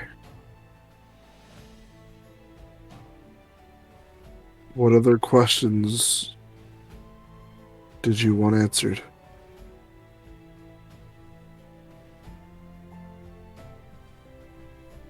I want to see if I can remember. I want to see if I can remember the fight where I got shot.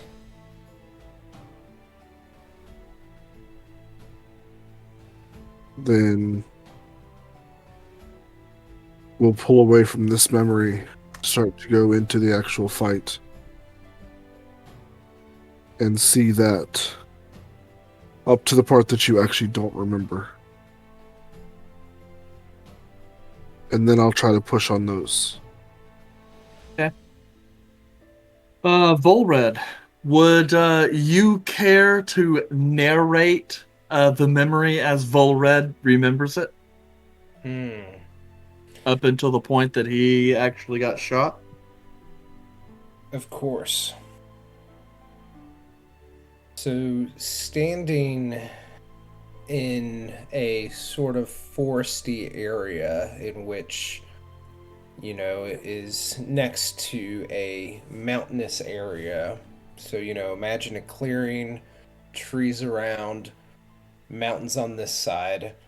There are all of these targets set up kind of in a row, almost as if a firing range specifically. And as the memory starts, Volred looks up and turns over, and that rival in which he talked about earlier, you see the face of his sister, Salusa. She looks over at Volred and says, "Well, are we just gonna stand here forever? Or are we gonna do it? I'm gonna kick your ass again, bitch." Volred is intimidated by Salusa at this point.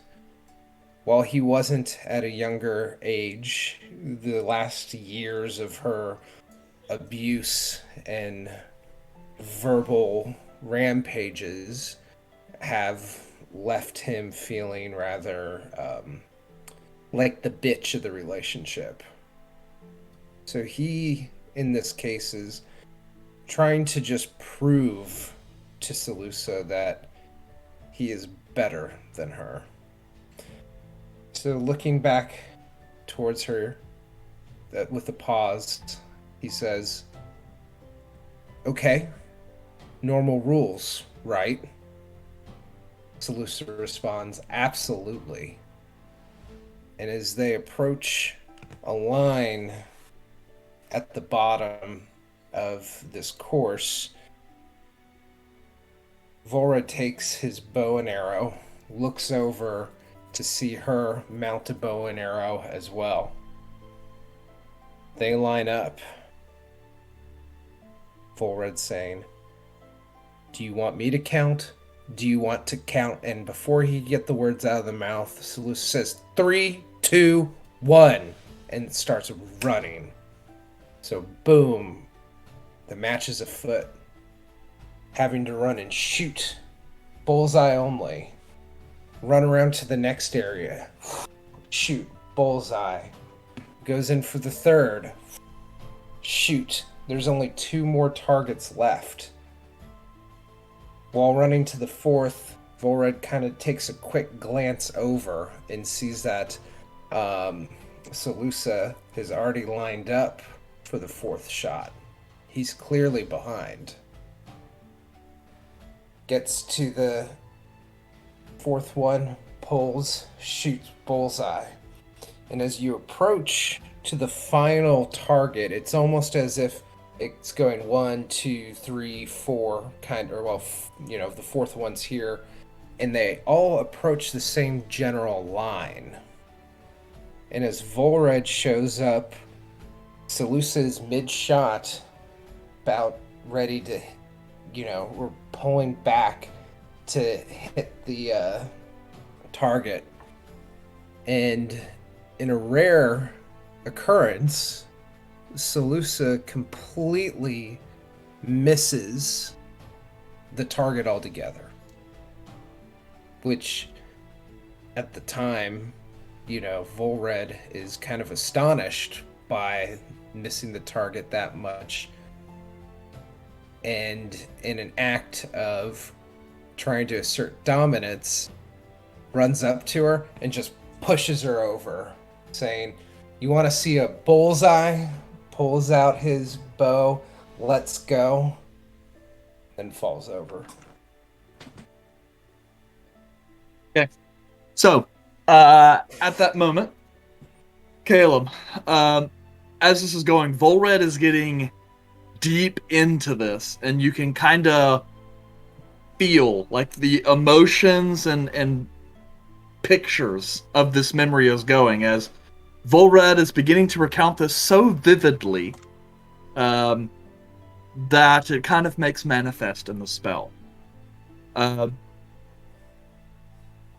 As Volred kind of goes to release the pullback and release the arrow, Volred, you feel, as well as Calum, a sharp, deep, penetrating pain in the mid-back. As excruciating torment rapidly spreads throughout the body, Volred, kind of kills over a little bit in the dream. Izal, Kelmac, Yandere, you all watch as Calum kind of quickly seizes and falls over himself. Son of a... and seems to start having some kind of a seizure. My bad. Are they like... Caleb's been here before. Were they like in contact with each other? Yeah, it was like Caleb was just kind of holding on, and you see like some rapid eye movement, that kind of stuff. Nothing too out of the ordinary. Then it's not. Okay. Volred, as you sit there, barely conscious in this dream,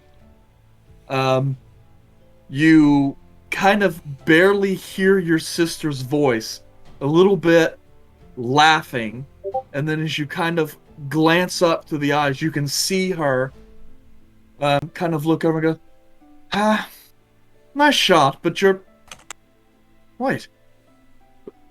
What? And then, surprise, as you start very kind of fading out of consciousness, you pop in every once in a while to the muffled sound of your sister's screams. And then silence. Volred, you and Calum both see other images. However, Volred, this, as far as you can tell, is not a dream, as far as you can recall.